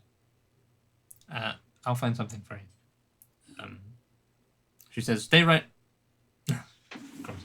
And she kind of opens the door and locks it behind her and disappears off for 5 minutes and then comes back with a bowl of. It's kind of like gruel.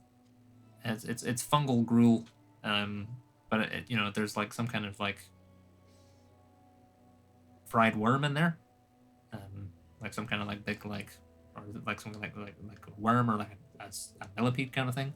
It's in there. There's like chunks of white flesh in there, and she lets herself back into the cell and hands it over with a little spoon.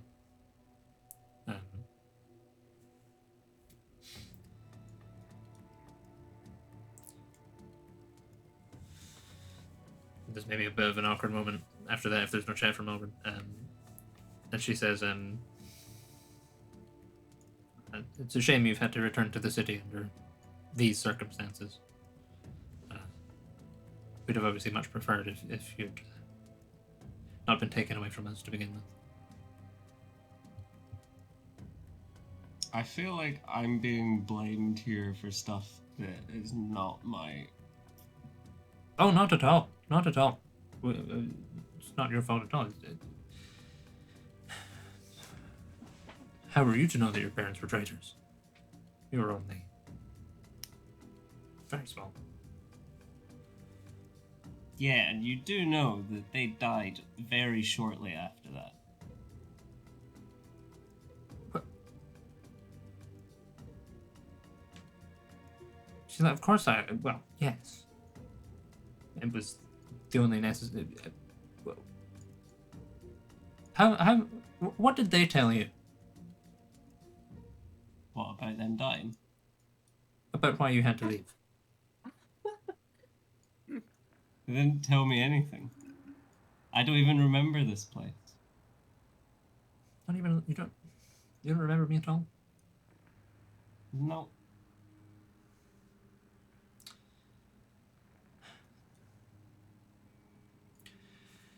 Well, you see, dear, there's no easy way to say this, but your parents, my dear sister and her husband, were forced to leave, fled the city when their plot to kill Matron Morinel came to light.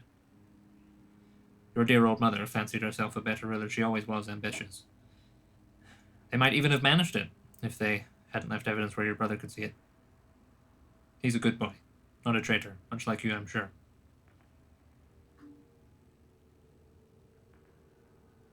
Once the word got out, they fled, they took you with you. I was awfully sad to lose you, but you're here now, back where you belong. I got two questions. How old was my brother? And are we related to the matron person? Is that Gran? She says, well, I mean, he would have been 16. I don't know how they refer to years down here, actually. Yeah. If there's seasons. She kind of gives you the sensation that he was probably somewhere between 16 and 18 when this happened. He was a young man. All right. As for our relation, we are not related by blood to Matron Morinel, but our family, me, your mother, our mother before us, our grandmother, have traditionally been the leaders of our, I suppose on the surface you'd call it a thieves' guild.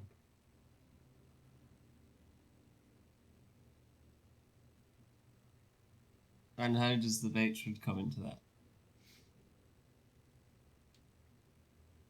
I don't understand. So you said that our family are in charge of a thieves guild. Hmm. So who's that?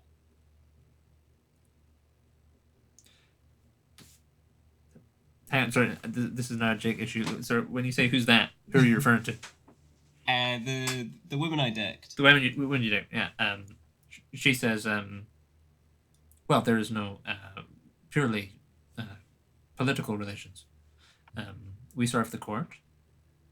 We serve at Matron Marinel's whim. We carry out the work that she requires of us. And dear old Malara simply thought she might take both positions.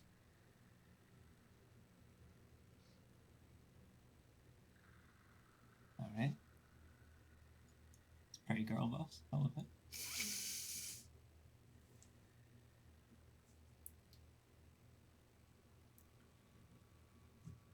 I'm sorry, I'm aware it must be awfully overwhelming to come back here after so long away. I understand you and Kaelinmere didn't get off on quite the best foot when you first met. Well, is that the first time I've heard their name? I'm pretty sure Marinel might have mentioned it. Okay. But yeah, this is probably the most notable example you've been given of Captain Rylander's real name. Well, yeah. He kind of just attacked me for no reason. So... It's not his fault. He felt your parents, let him down. And he was right. You know, we could have all led a very happy life if they hadn't been plotting. Again, I'm feeling this blame being put on me, you know? Not at all. Alright, well, what am I doing here then? What's happening? We simply... Matron Morinel simply wants to ensure that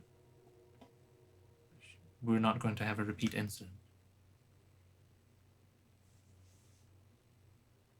You know, everyone takes after their parents, and we just want to ensure you don't take after their ambitions. Oh, I see you're worried about my brother then. Kaelinmere has proved himself time and time again as a loyal servant.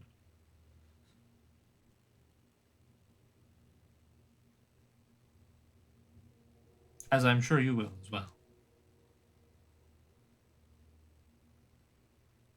You always were very good at hide and seek. If you're that worried about me, why don't you just let me go? And because I don't have any intention of coming back. Not even a little? You're not curious? I don't know you.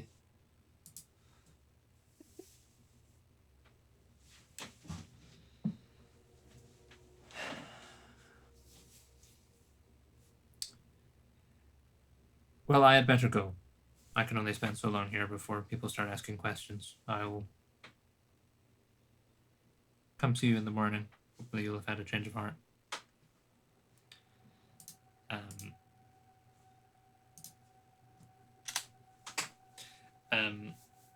And then she kind of unlocks the door and vanishes and locks it behind her. So, meanwhile, we cut away from Lida, so let's cut back to Krafen and Rek as you go to do your little scry. So yeah, you have a little little brief with little tat with Lida, and then this curate leads you down the hall into another little room. There's someone in here praying, and he's like, I think he's just finishing up. Let's leave. A moment. I'm just gonna stay quiet until he's done. Sure, yeah. This guy who's in here finishes up his rites, and then stands up and notices you all and says, "Oh, sorry," and vanishes. And then you're left alone in this room with this font of what looks like holy water. This is maybe there's a font of water in here. There's maybe a sort of an Orisa shrine in here. May affect your plans. I don't know. I see. Okay. Well, suppose I'll go up to the shrine. Probably inspect it a little bit, see Sure. what the carvings are like, and whatever Arisan imagery there is. Just take it in a little bit, and probably say a little prayer to Altius. I mean, like, you know, sorry to do this here. But I need to check up on my friend, so.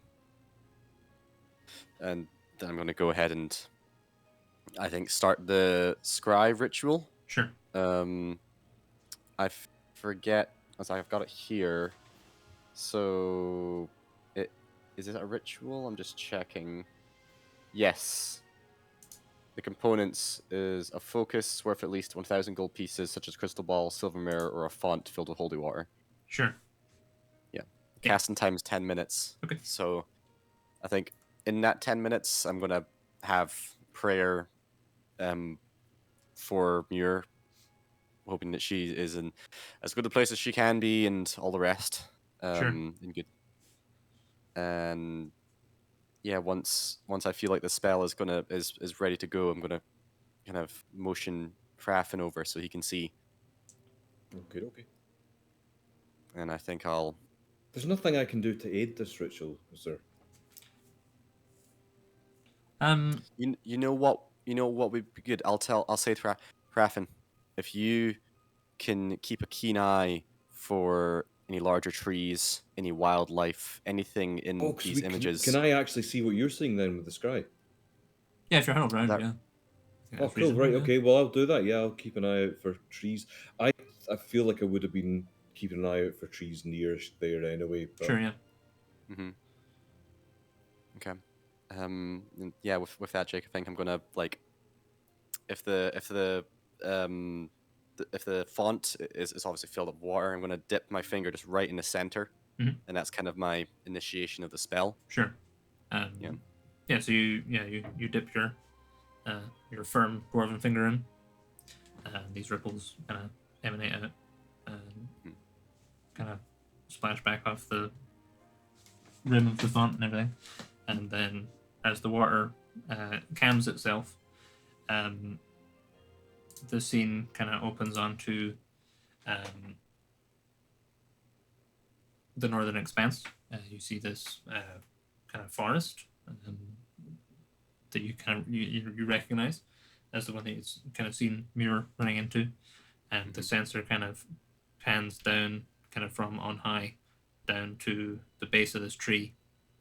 And at the base of this tree, you see impaled in the ground is a golden sword, and around the impact point of that golden sword, you see a collection of a sort of pile of golden sand, and then there's an iron arm that is lodged kind of in the snow next to it, that you recognize as Muir's arm. Yeah. Shit. Well. Okay. We're gonna have to go get her. Jake. Yes. I've done a few resurrections. Can I? Does Rurak know if there is a connection between like where someone dies and like where their soul is hanging around, or does it not? Can I take Muir's body, bring it back to Meriden, and expect the ritual to still happen? That would probably be fine. Soul-wise, that would be okay. The issue that Rurak would probably foresee with Muir's remains is that you've never tried to do it on someone who didn't have a physical body, really. Like Muir is just a pile of sand. Muir is a pile of sand. Sorry, yes, Muir is a pile of sand. I should have made that super clear. There is no the only visual remnant of Muir is her iron arm, and that is kind of next to this pile of sand. Did I miss that? How did she turn in a pile of sand? I thought she got impaled in a tree. I mean, do we not know? You wouldn't know, We don't know. Ah, I see. Praffin, do you have any idea what? Did she didn't just drop her arm. No, we didn't see. We didn't actually catch up with her, did we? No, we didn't. So we never actually caught up. So we don't know what happened to her.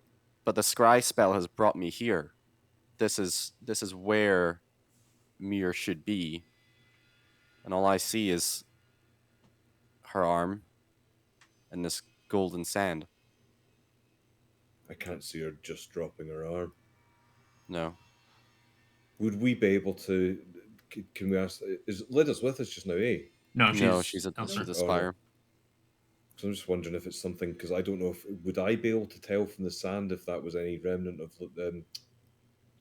Muir. I mean, there's nothing visually about the sand other than its proximity if I was arm. there and got my hands on the sand. Oh, you'd probably be able to get an insight into it. Sure, yeah. Can I use can I do a religion check to, or maybe a history or something along these lines, to try and rack my brain as to like what this could be? Do I? Sure. I mean, go for it. Yeah. Of... Give us like a religion or something. Give you a religion. Okay.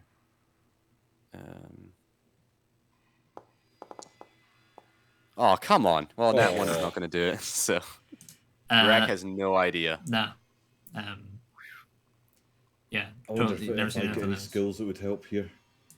I feel like I could do resurrection too, but I can't remember why. It was like I feel like I had a magic item or something. Yeah. It wasn't like maybe a ring or I think it like was. beads It was like a ring or I'm trying to see where my inventory. Right. So I have a resurrection spell that has a time limit of a day. And I think there's another one I have as well that is a bit longer. I think maybe it's like a week. I forget. But it's more expensive, but that's not a problem. That's fine. I guess we should probably try go there as soon as we can and gather what we can of whatever this is. You can already kind of see in the image that there's a certain amount of wind, so some of the sand is kind of wicking away over time and drifting off into the ether. Tell you what, Fraffin, can you do any of these trees look to you like you could tree stride? Jake, do any of the trees look like a tree stride? They just have to be wide enough, eh? Yeah, give us a D100. Oh man. Hold on.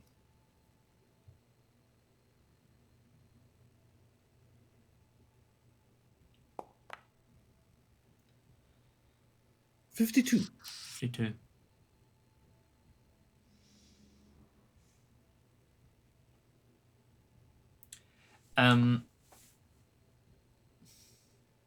Most of these trees are quite tall and thin, so certainly none that would be able to tree stride to as normal.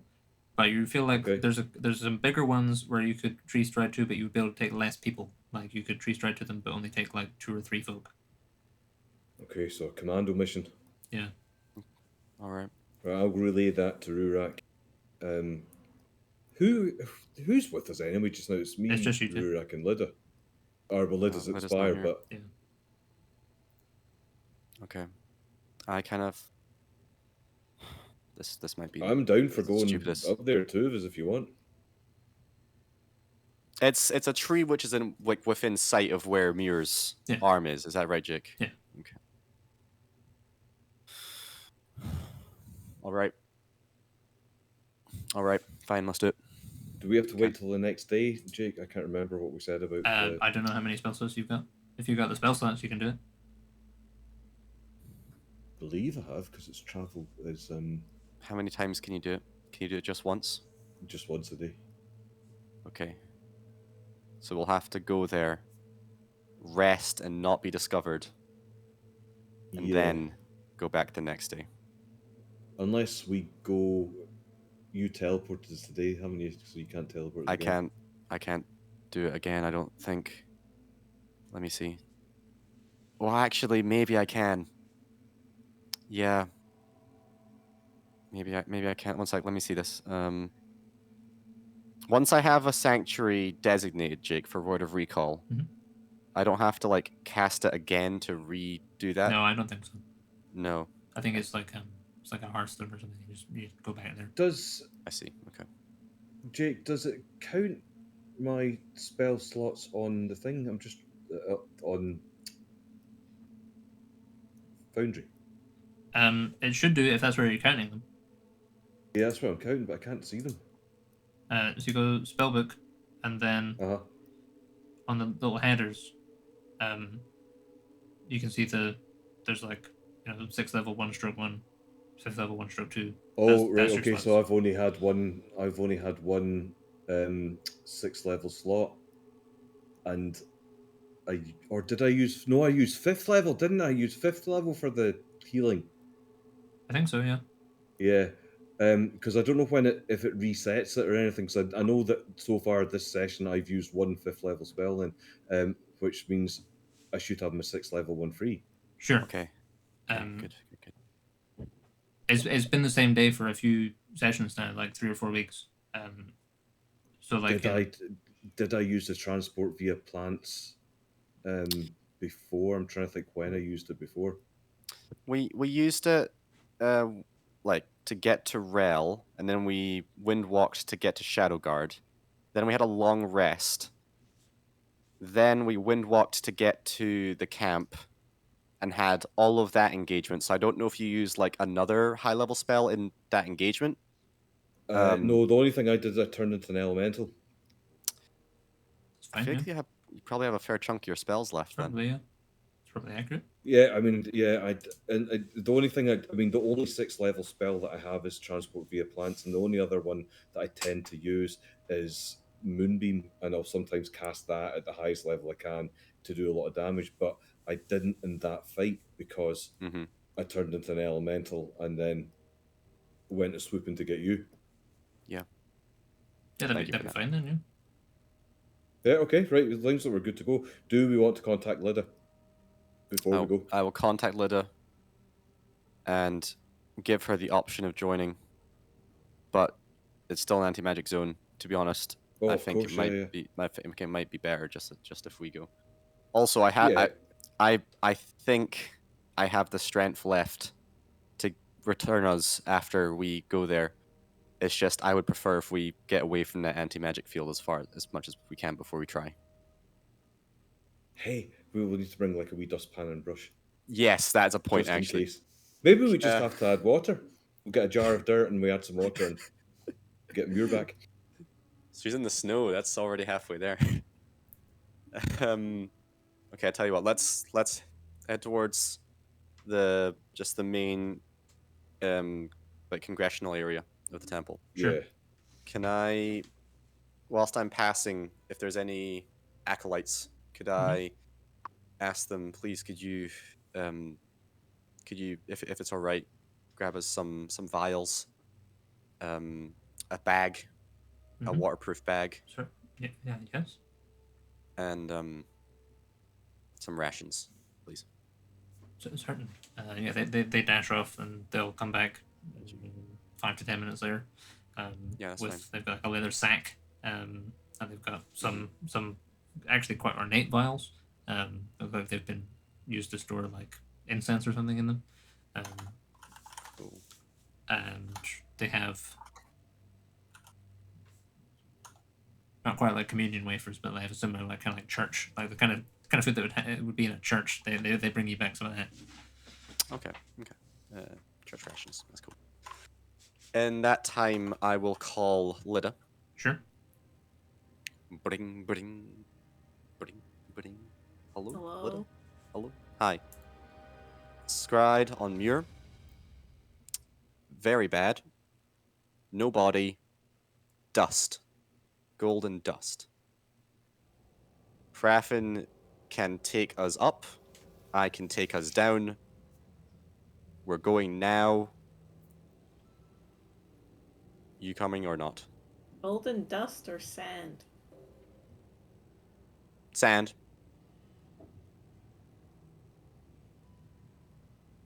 Well, I'm talking to Spire people right now, and they said that they would help get people back. Like, help us get people back. So I'm gonna tell them about it first, and then I will get back to you. Okay. 2 minutes. We're good. 2 minutes. Okay. Sure. So this is probably I guess it's probably immediately after you've just messaged Malbryn, so that you get off the stone with Malbryn, and then you get another call from Murak, and that plays out, and the wizards are there, like looking expectantly at you. Okay, I've got 2 pieces of information. First, Malbryn is in the Nethergloam, and Morntalis in some kind of keep. Mortalis is tricky. There's, Yep. political issues. We can't really just walk in there. Well, I'm not asking you to walk in there. I'm asking you to just get her out of there. We could send you. Probably. If you don't tell anyone, we could probably send you there. Karen's like, well, if you come with me back to my tower, there's the entrance to the Nethergloam down there. That gets out within a stone's throw of Mortalis. Then I have to get in, and I don't know what's happening with her at the moment, but she seemed like she needed me to get her out, because she said get down there ASAP. Karen's like, well, I could send you now. And last time we just didn't you. get a very, very good reception. It was a pretty frosty reception. And second thing, friend Muir, party member Muir, is currently sand. Sand.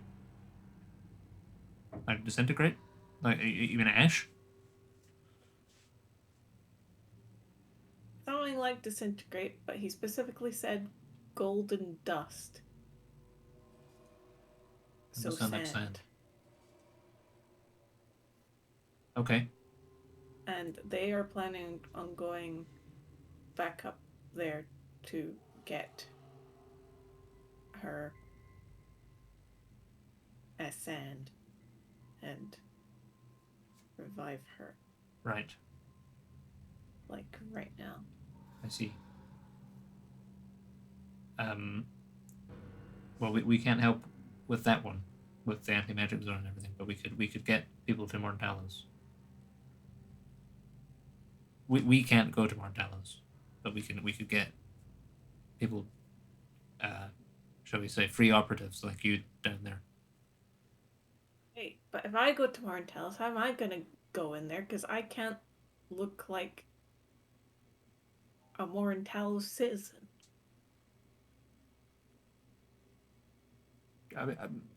I can make myself look different, but I can't make myself tall. Invisibility? Yeah, but that only lasts for so long, and then. See, I can do it with I can't remember what level it is, but it might be the level it is, or it might be the next level. But I can start to look like whoever I want. Whoa! Oh my god! It doesn't cost a slot or anything. It's just. But I can't. I'll need to look it up in the player's handbook.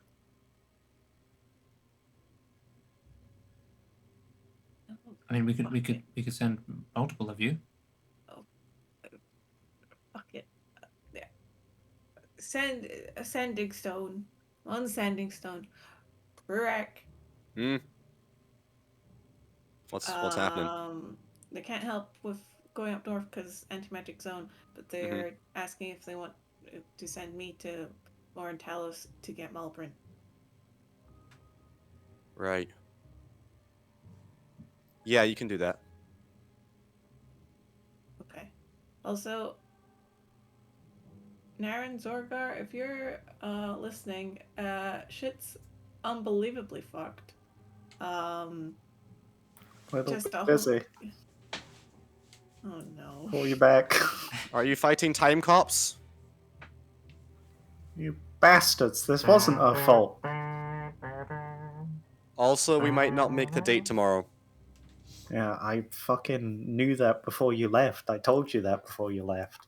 You did. If you are fighting time cops, fucking run. They made me younger, Time cops? which I don't appreciate. Also, Don't- Muir is don't let them hit sand. you. Boys. Muir is sand. Yeah, they turned Muir to sand. Don't try to fight them. Okay. Or if you do, make sure they die. Die good. Right. Okay. I guess deal with Clock Boys first, but then tomorrow's gotta be really fucking difficult without the rest of the party, but I guess Zorga and I will handle it. We'll do what we can. Maybe me and Raffin can make it. I think the clock Oh, guys are are you? a bigger deal than you think, so just be careful. Right now, Meriden. In 10 minutes, the Northern Expanse. In 15 minutes, Meriden. Okay. Yeah. Fair enough. Right. Yeah. That's I'm quite a off good to point my to cut pals. back to scale. Check in with Naren and Zorgar and Zarzan. So let me choose again. So it is top of round 3. Naren, you're about to get stabbed. Where have you gone? You're all the way over there. Fucked off. Why'd you run over there? Get back where you were. No, Get back where you were. Back. make me. All right. What? I dashed. I wasn't joking. Oh, were you? Yeah. He did I like. dashed, Sorry. and I got I thought you were attack of next up. opportunity. Oh, sorry. So yeah, I'm sorry. And Accusing you of all sorts of shit. I called the Zarzan for the whole kiting plan. Ah, yes. Right. Okay. So how fast can this motherfucker move? Okay, so you can. Not fast enough. I hope. Oh, for fuck's sake. Is that at least a dash? No, he just flies at you. Oh, for So sake, he you has wings? you pelt. Yeah, he does have wings. Yeah, these. So he didn't initially seem to have wings, or couldn't initially see any wings, right? But as he steps outside, these wings are. What is this bullshit? Ah. Does he have wings? Yeah, he's got wings. He does have wings. Sorry. They had wings in the north as well. Sorry. Okay, he can fly. Right. So it's gonna attack you. Right, I feel like I bugged my action search pretty early now. Didn't expect Mine won't hit you, wings. No. Didn't expect wings. Yeah, well, you're safe this round. Don't hit you. Oh, So you yeah, this still have thing, a new fucking you leg it forward. This thing kind of like totters forward, and then its wings kind of start to, you know, the ornithopters in the Dune movie. It's similar kind of a wing sort of thing to that, right? That kind of flies forward, and then it tries to unleash 2 strikes at you, but you're still mid run. You manage to dodge out of the way of them. You feel them sing over your head. And you similarly also feel kind of a sensation of like whoa, those things got close to me, and I'm like, whoa, it's like being 15 again, very briefly. So Zarzan, it's you. So you watch this go down. Fucking bolt it, I'm gonna- mate. We're gonna shout to Zorgar because I assume we saw the smite. You Or heard yeah, the you smite in certainly some heard it. Yeah, capacity. you're aware that there was a smiting took place. I'll yell to Zorgar. We're boosting. Oh. Fair. And then he'll shoot Wings Boy. Sure. There we go.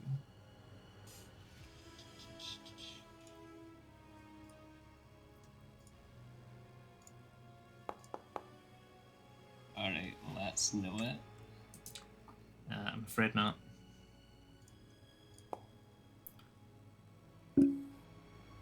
about It's not that. gonna be good enough either, I'm afraid. Alright, well,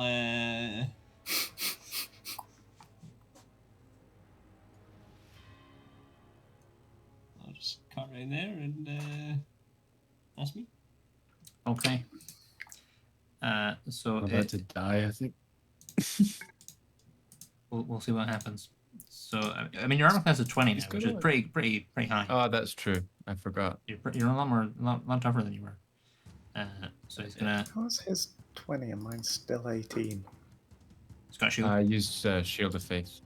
Ah, man. It's 14. Not gonna hit you. Yeah. Fuck off, clock boy. The 25 is gonna crit you though. Ooh. There's I've a rolled a lot lot of of crits crits today, from yeah. these guys. Man. Jesus. Oh, These guys you suck, did. man. So that'll be Am I dead? Oh, 34. fuck. Oh, I'm not dead, but You're I'm still not there. looking too good. It is your turn. Tell this me thing- you've got a heal of some sort.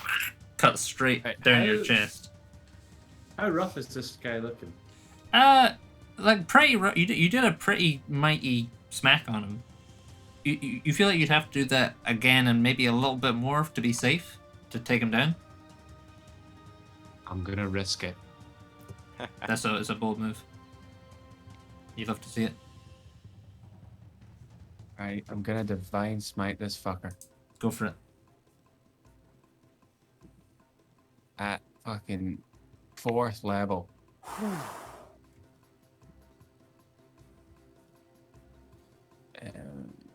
Go. Here we go.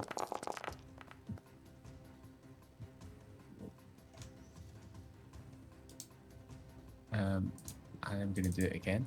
All right. At 3rd level.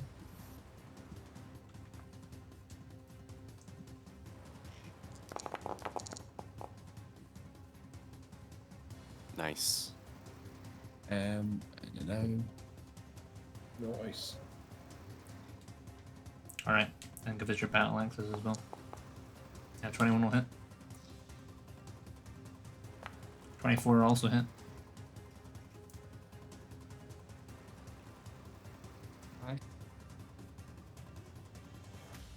So, how much damage is that? Give us a damage for your battle axes as well. Oh, yeah, sure.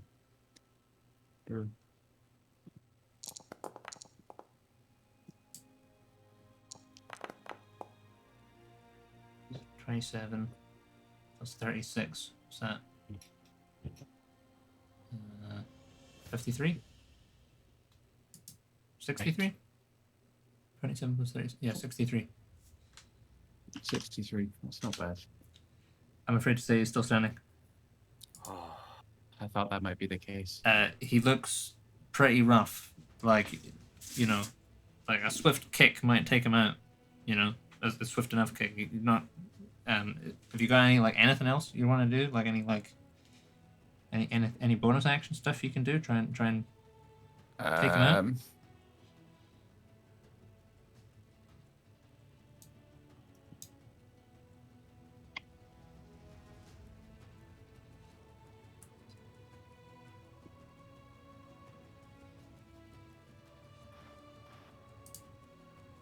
I really should have done this at the beginning of my turn, so I could have done 2d6 extra I mean, radiant I don't damage. mind backtracking it if you want. Yeah, would that be okay? Can That's I say fine, I yeah. did this at the beginning? Yeah, sure, yeah. This is a damage roll. Aye. Does that track your actual health? Is that your health Ooh, that's underneath? good. Yeah, that's my health underneath. I've got 8. He's still. Is he dead? No, he's still up, I'm afraid. Oh, Fuck! Oh lord. Can I like can I holler at Sarsen? Be like, oh, gonna shoot this guy. Sure. So yeah, so Zarzan, you hear a somewhat panicked cry from inside. Anything else on your turn, Zerger?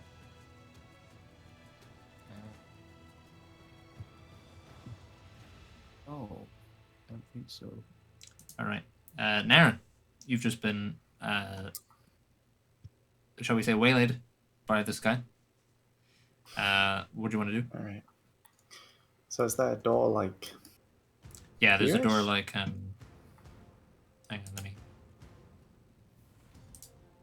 It's a door like it's probably like there. There's a door. Big doors, double doors, I guess. Okay. The door is locked, so it will require a certain amount of breaking down. But that's Yeah. not If gonna I'm cause you any trouble. yeah, if I'm just running, can I just bash through it? Yeah, with an athletics check, I think. Okay. Okay. I'm assuming I heard Zorgar's cry as well. Yeah, yeah. So I'm going to attempt to move here. Okay. Hang about. He's gonna attack you. Yeah. Gonna do the opportunity attack. Yeah. Yeah. 14 hit you? No. Nope. No. All right. You That's guys my want to- athletics check. Yeah, that's fine. That'll break it down. Yeah, sure. You shoulder barge And it. I'm going to use Punch him. lunging attack, so I can do Lunging. the extra 5 feet Aha. to Okay. reach him. Sure. Do I get bonus damage for that as well? Yes, I get to add a superiority die to my.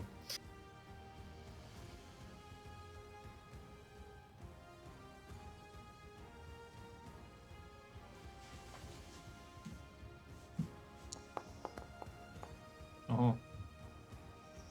22. That'll hit him.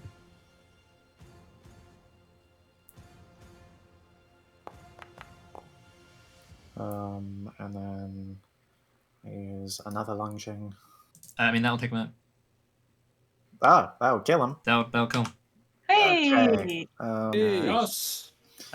Sweet. Do that, you clock fuck. Just like that, clock boy. Then I'm You going to clockwork bastard. guess. Use one more maneuver to. Yeah, I'll use rally. I'll give a friendly creature near me, Zorga, hit points equal to the superiority die plus my charisma modifier. Sure. So what will I get? You will get. Ooh, 2 hit points. Ooh. Yay! You have That's a 3. mighty How 10. are they rolling 10. crits and my 2 fucking superiority die rolling 2 and 1? Yo, man, you hit those double digits. That's why I Okay. moved it to hosting on my PC, so I can go in and you know pre-align all the random numbers. You know. Sure. Okay. So yeah. So Naren, you leg it round. This thing flies at you, tries for 2 strikes. You feel him whistle over your head. You kind of duck forward. I don't know. There's maybe a little combat roll involved as another one tries to slice into you, and you dodge it, and then you kind of use your momentum and barge through the door. So you've basically just gone a whoop, and then you kind of come around, flank this guy, and deliver 1 strike with Nautilus. Punctures like right through its kind of midriff, and this thing kind of crumples and collapses, and then there's like a little burst of golden light, and it vanishes into a small amount of sound that kind of wicks away into the wind, or the air, I guess. It's indoors, not really windy. Anything else from you on your turn? My last thing will be calling Zazen for backup, being like, change of plans. We cannot run from this, so let's kill the last one. Sure. So then your guy is gonna follow in your footsteps. Bitch. Oh, wee Yeah. Away, bitch. you fucker. He's not too rough, is he? Nah, he's not really taking No, much. I've hardly done anything to him because I thought I could run. I didn't realize he could just fucking sprout wings. Yeah, sorry, 18 hit you? Didn't realize the cunt had wings. Yeah, 18 hits. Okay, so you're gonna take 24 damagios, And and then no, that one. It's gonna attack with the other one. No. Okay, you remain at 14th level fire. And that's him. So Zarzan, it's you. Okay. I'm going to use my bonus action to dash. Go for it. 6, 7. I'll take me like there. I've got a bit left, but. Yeah. Is the construct being flanked? It is being flanked now. Yeah, and Aaron's flanking it. So do we have advantage? Yeah, you got advantage. Or do Yeah. I have advantage? Yeah. Am I just going to shoot him? Is that what I do? Is that all I'm good for? I'm just going to shoot him. Yeah, crisis right there. That's all I'm good at. Alright. 25 to hit. I get him. That's an absolute joke. Do it again. 15 to hit? Right now. Well. Alright. Was that with advantage? Yeah. Yeah. Anything else on your turn?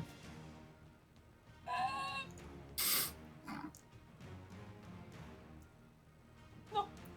Alright. Oh, fuck. Zorgar's guy's dead. So Zorgar, it's you.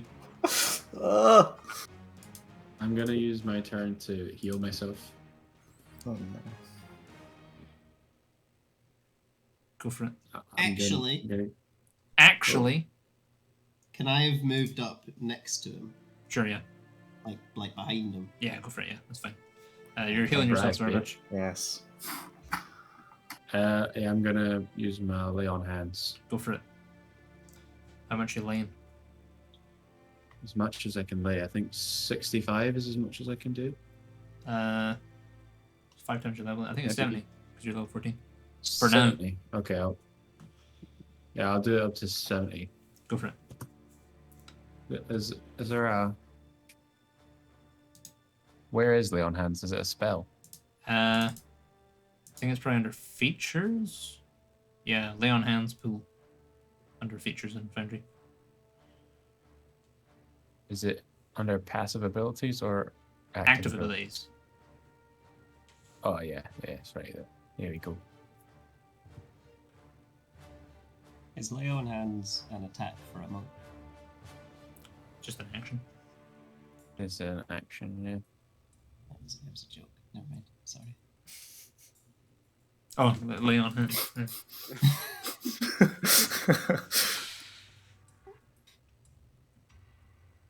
The realization of the joke was funnier than the joke. I'm sorry. Thanks, man. I didn't really do anything.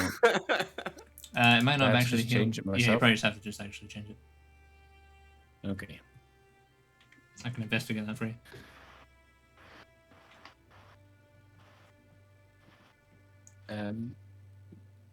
Okay, I've changed it. I couldn't do 2 attacks though, right? So it uses your action to use lay on hands. And so if you use your action for that, then you don't get to use your action for your 2 weapon attacks. I think it's either or. Okay. You got a bonus action, Okay. so you can cast a bonus action spell or something if you want. Yeah, I'll do that. Running out of spells here. Zorgar's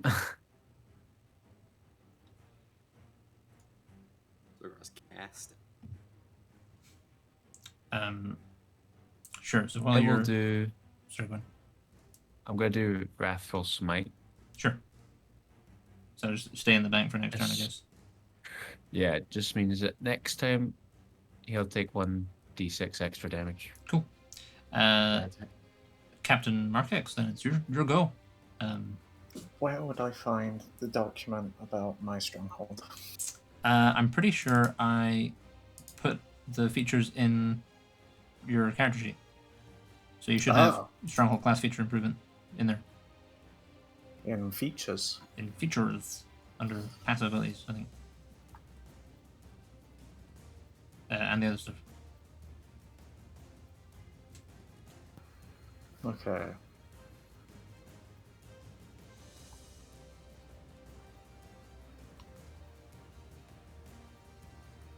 Okay, it doesn't matter because I already used my action surge, so that doesn't help. Oh well. Okay.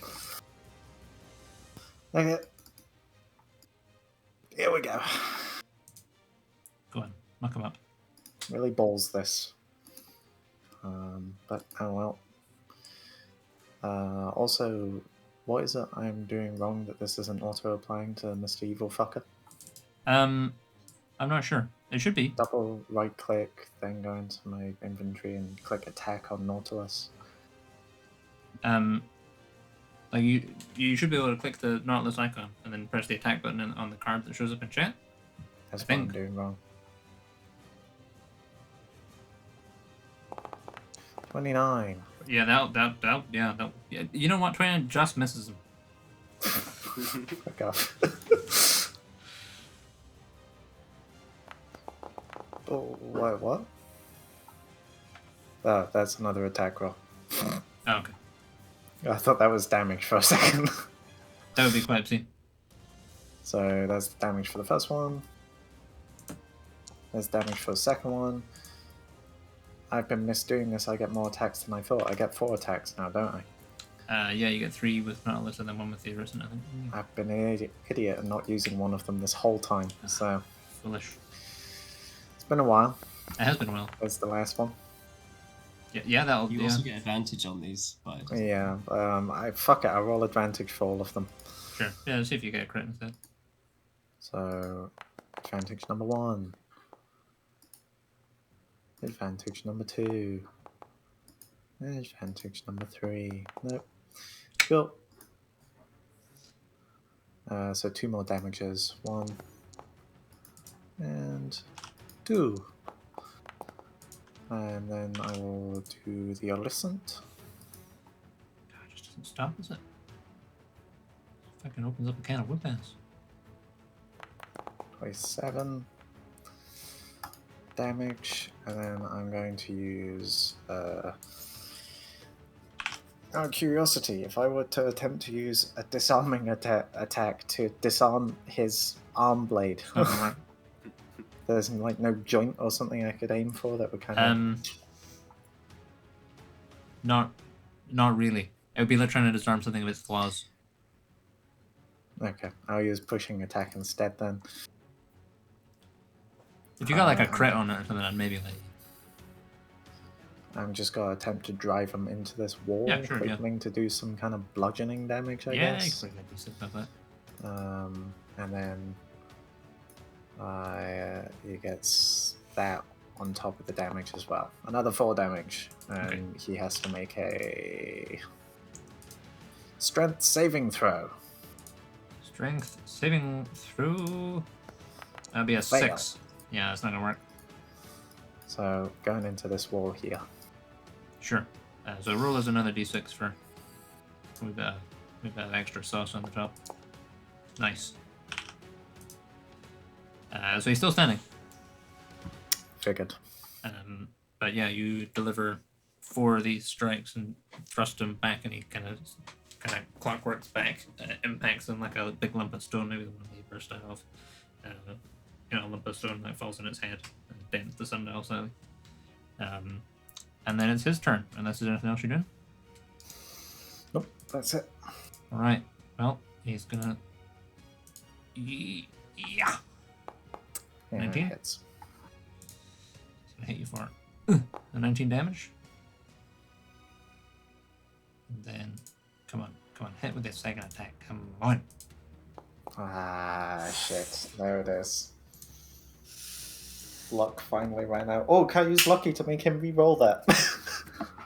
Yeah, fine, yeah. Hey, good job. Nice. Yeah! Alright, you better heal that 19 damage that it took off you. So it's him. So yeah, it strikes out twice. One of them connects, and then this other one, it seems like it's coming straight for you. But then, I don't know, maybe a residual pebble from when its impact like falls on the blade and like knocks it, so it just kind of like there's like an inch off it hitting you on the chin. Zarzan, it's you.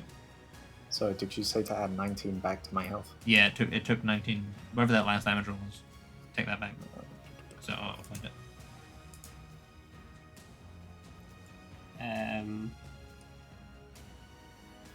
I am gonna hand axe him up. Go for it. Why do I not have?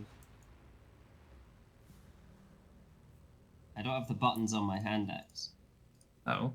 Oh, there we Is go. it because Hang you have on. your other weapon open? Yeah. What's up with Yeah. that? It was doing that to me as well with my multiple weapons. Do I get advantage? Yeah. Why am I on dagger? I didn't click dagger. I clicked hand axe. You fool. The hand axe is open. I'm clicking hand axe. There we go. You. You can change your weapon. That's cool. That'll him, yeah. Yes.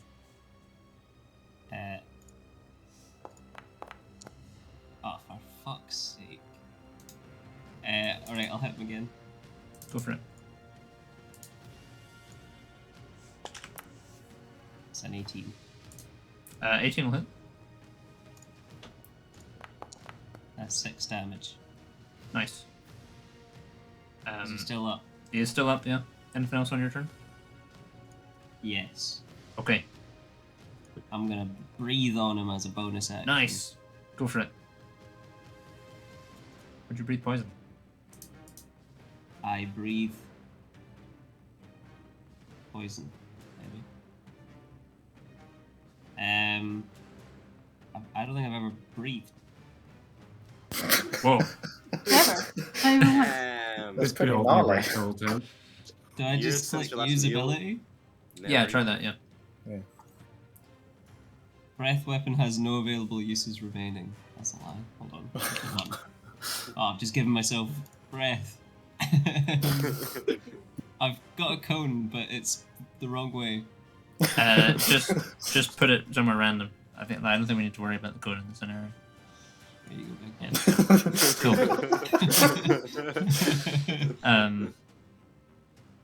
Alright. So there's so many buttons. So I've got a damage button and a saving throw button. Press the saving throw button, see what happens. Normal, advantage, or disadvantage. Normal. Constitution saving throw Zarzan Belzeros. Oh, that's probably not right. Hang on. What if I press it? Yeah, normal. Yeah, he wins. So it takes, What does that mean? It takes half damage. So you press the damage button, I'll roll it, and then I'll just half it. Oh, it automatically did it. Oh, okay. Oh, well, okay, we'll just go with that. That's fine. Alright, so that's 8 damage. Yeah. Still standing. Is he dead? He's still up. Yep. Anything else from you? Nah. Then, Zorgar, it's you. This guy's like so close to being dead. It's like it's getting wailed on by these dudes. I can move all the way over here. Yeah, you should be fine. He's surrounded. This guy's getting a full Wrath of Dragonborn. Getting his fucking cunt kicked in. Time to die. All these moments will be lost like tears in the rain. Yeah, I'm gonna divine smite him Go for it. twice. Alright. But do it. You might want to do it once first to see if that kills him. Okay. Twice for good measure. Do the battle axe for it as well. Yeah, this is the first battle axe. Is this a damage or attack? You want battle axe damage. You haven't rolled to attack yet, I don't think.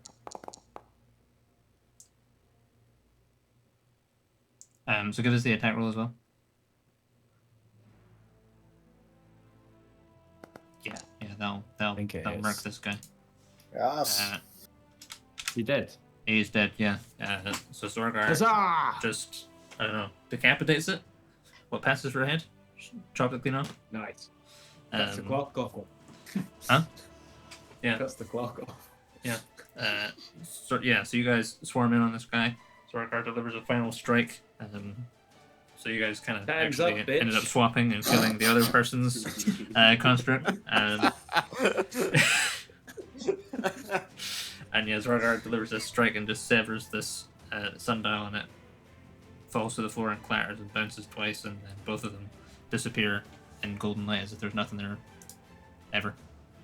And you're alone in, I suppose, to some degree, the remnants of this stonemason shop. The door has been busted open. There is a certain amount of a crowd gathered outside watching what's going on in here. Like peering in. Fucking, I'm gonna say we should get out of here, head back to the old warehouse, try and make sure we're out of sight before we head back there. Sure. Then we'll get on the stone. I agree. Do that. Spend. Yeah, go call on the stone to the party. Sure.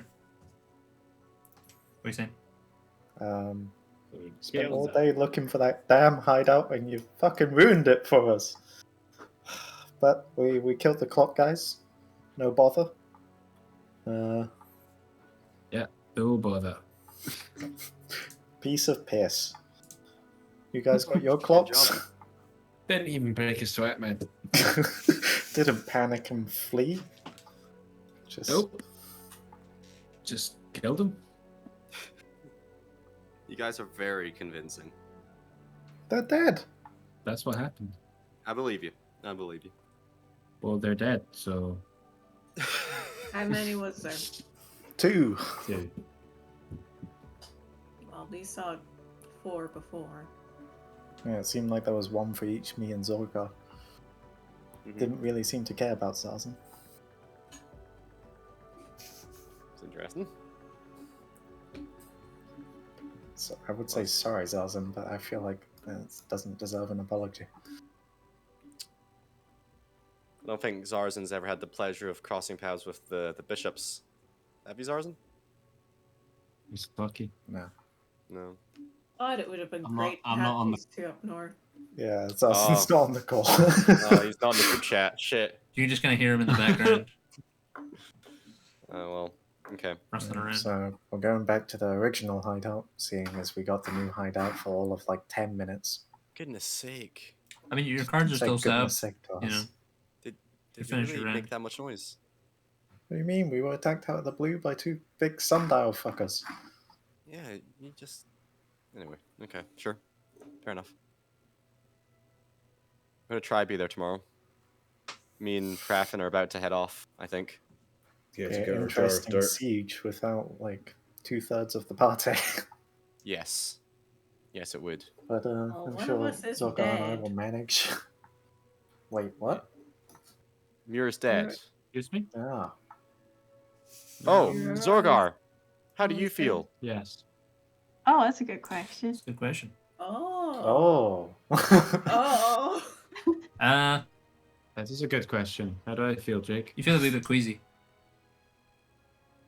Feel a bit queasy? Oh, glad to crazy. know Mirror's death has such a really far-reaching effect. It's a bit toxic, you know? He's slightly constipated. That's Yeah, it. were they linked when Zorgar died? When did Zorgar die? Dragon. When Dragon. didn't he die? He's- I was gonna say Surus, but I think that was Naren. Yeah, Naren. That was Naren. Naren. That was Naren's first death. I don't think Zorgar did die at the dragon. Oh no, it was the Karen. I died of the dragon. Muir died of the dragon. Big Colosseum arena thing. That was Karen pretty Tall? late. Linked then. That was ages ago. Karen Stand, not Karen Toll. That was pretty linked. Yeah, never mind. When were you linked?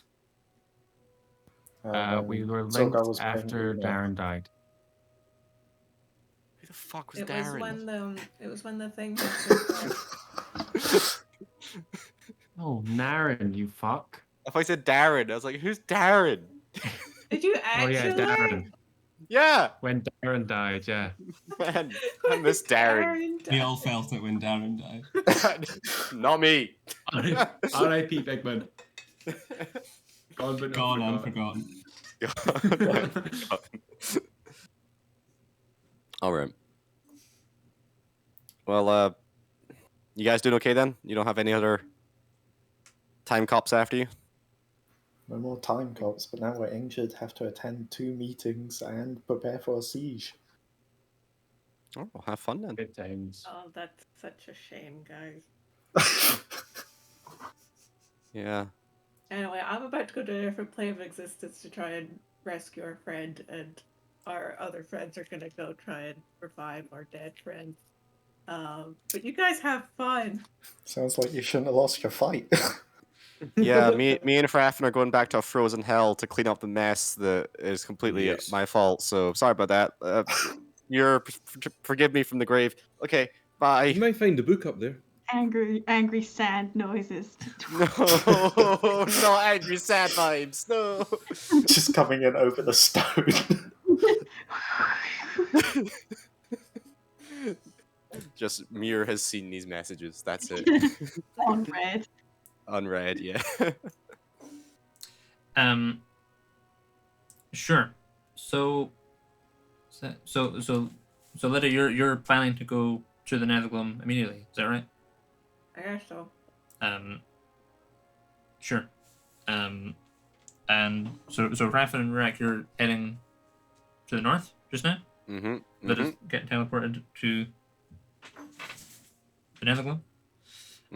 Okay. So yeah, so Lydia, yeah, so you're standing in the spire, and Karen's like, I mean, I can go right now, if you want. Okay.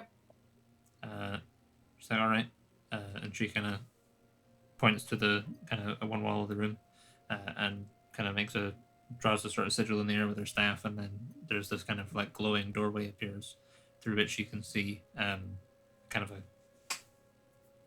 sort of a somewhat distorted image of a large cave, lit with bioluminescent spores, and there's a kind of a dark city in the background, that matches when you've seen Mortalis from above before. And she's like, she kind of gestures towards it and says, "Good luck then." All right.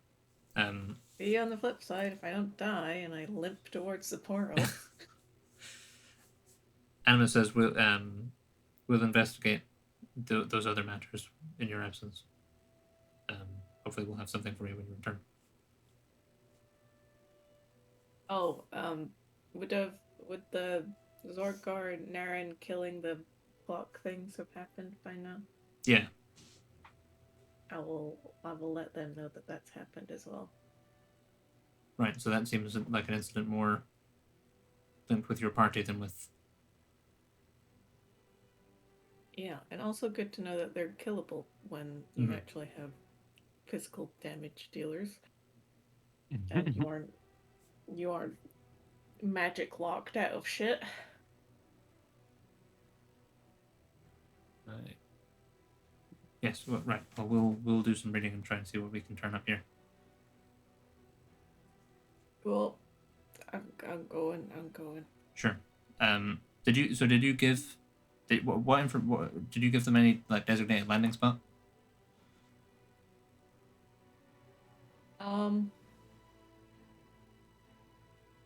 If I had known a place that was like a good vantage point to get to where I think I want to go, then sure, but probably I don't know if I would know that kind of stuff.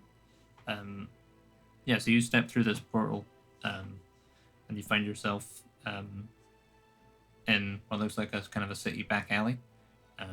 You're kind of in a huge cave, a huge cavern, and there's this kind of black, very dark grey city, architecture around you. You're not in sight of anyone right now. You can hear voices in the distance and kind of the general bustle of civilization. And most of the building, you're standing beside the stone building, and there's like a kind of a main city wall kind of to your left, and you appear to have arrived inside the city of Mortalis. Meanwhile, Rurak and Raffen, you're going to the north. Is that right? Just before we go, could I have a quick word with Morgan? Yeah, sure, yeah.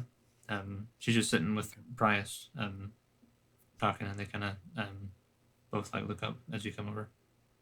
So I'll go over to him. Morgan, Price. I'm there. There is no words really I can give for what you two are going through. I'm sorry for that. What? I don't know what you want to do next. But if you allow me, it is my intention to return you to Stormguard, so you may resume your post. And with the, if you accept it, the help of Mount Grey Thunder, maybe you can restore the Shadow Guard to a visage of its former self. Myself and Fraffin, we're going to go return to the Northern Expanse because we left our friend behind. We're about to go, and ideally we're going to be back here in a few minutes. So we'll see what happens. But if you could, I don't know what your plans are, if you have any, but there's shelter here in the Grand Temple. I know they will take care of you for as long as you need.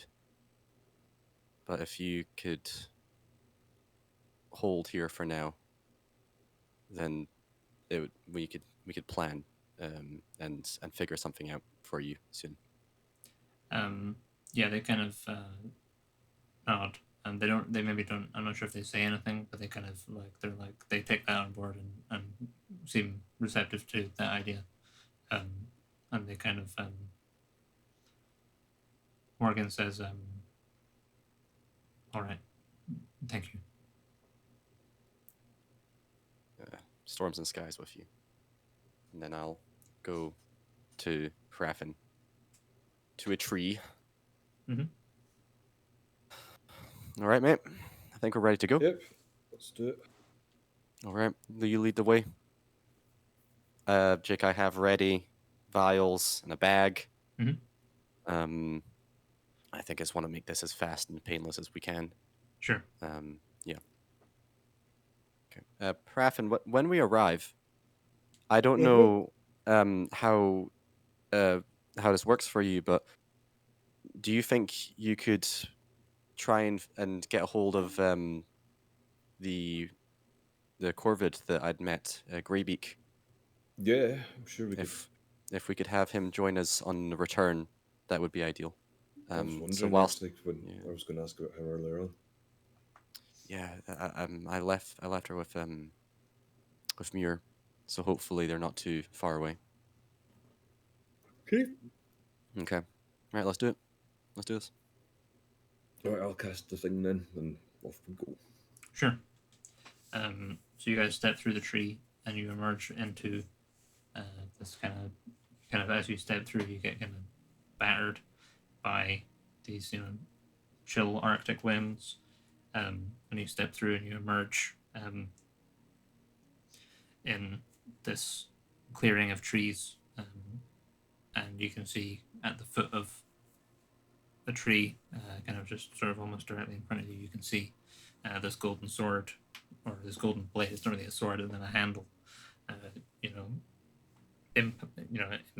impacted into the ground, and around it you can see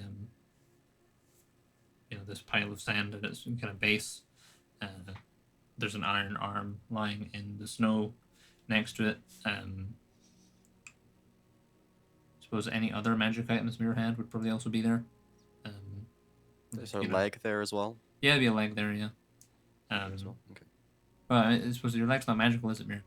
No. It probably actually isn't then. Probably just the arm. Oh. Wait, so, okay. Okay, cool. And you can see sort of, I guess, kind of maybe like threaded around the sword blade, you can see the amulet of the plains that Muir had, and her other amulet. And as you step out, you also feel that the anti-magic zone is either not active here or no longer active at all. You cut out there. I said not active here, yeah, or it's either not active here or totally, inactive now. And yeah, that seems like a good place to stop things. In fact, can you guys give me perception checks? Yeah. Yep.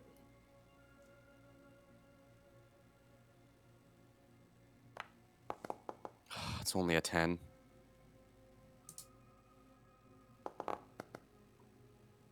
I got 20. 20. Ooh. So Raffin, as you both enter through, Raffin, you see kind of in the distance, like, kind of in between all these trees, like, kind of far off in the distance, you can just make out this figure standing there. It looks like they're walking away, and then as you step through, they kind of turn around, turn their head over their shoulder, and you can see.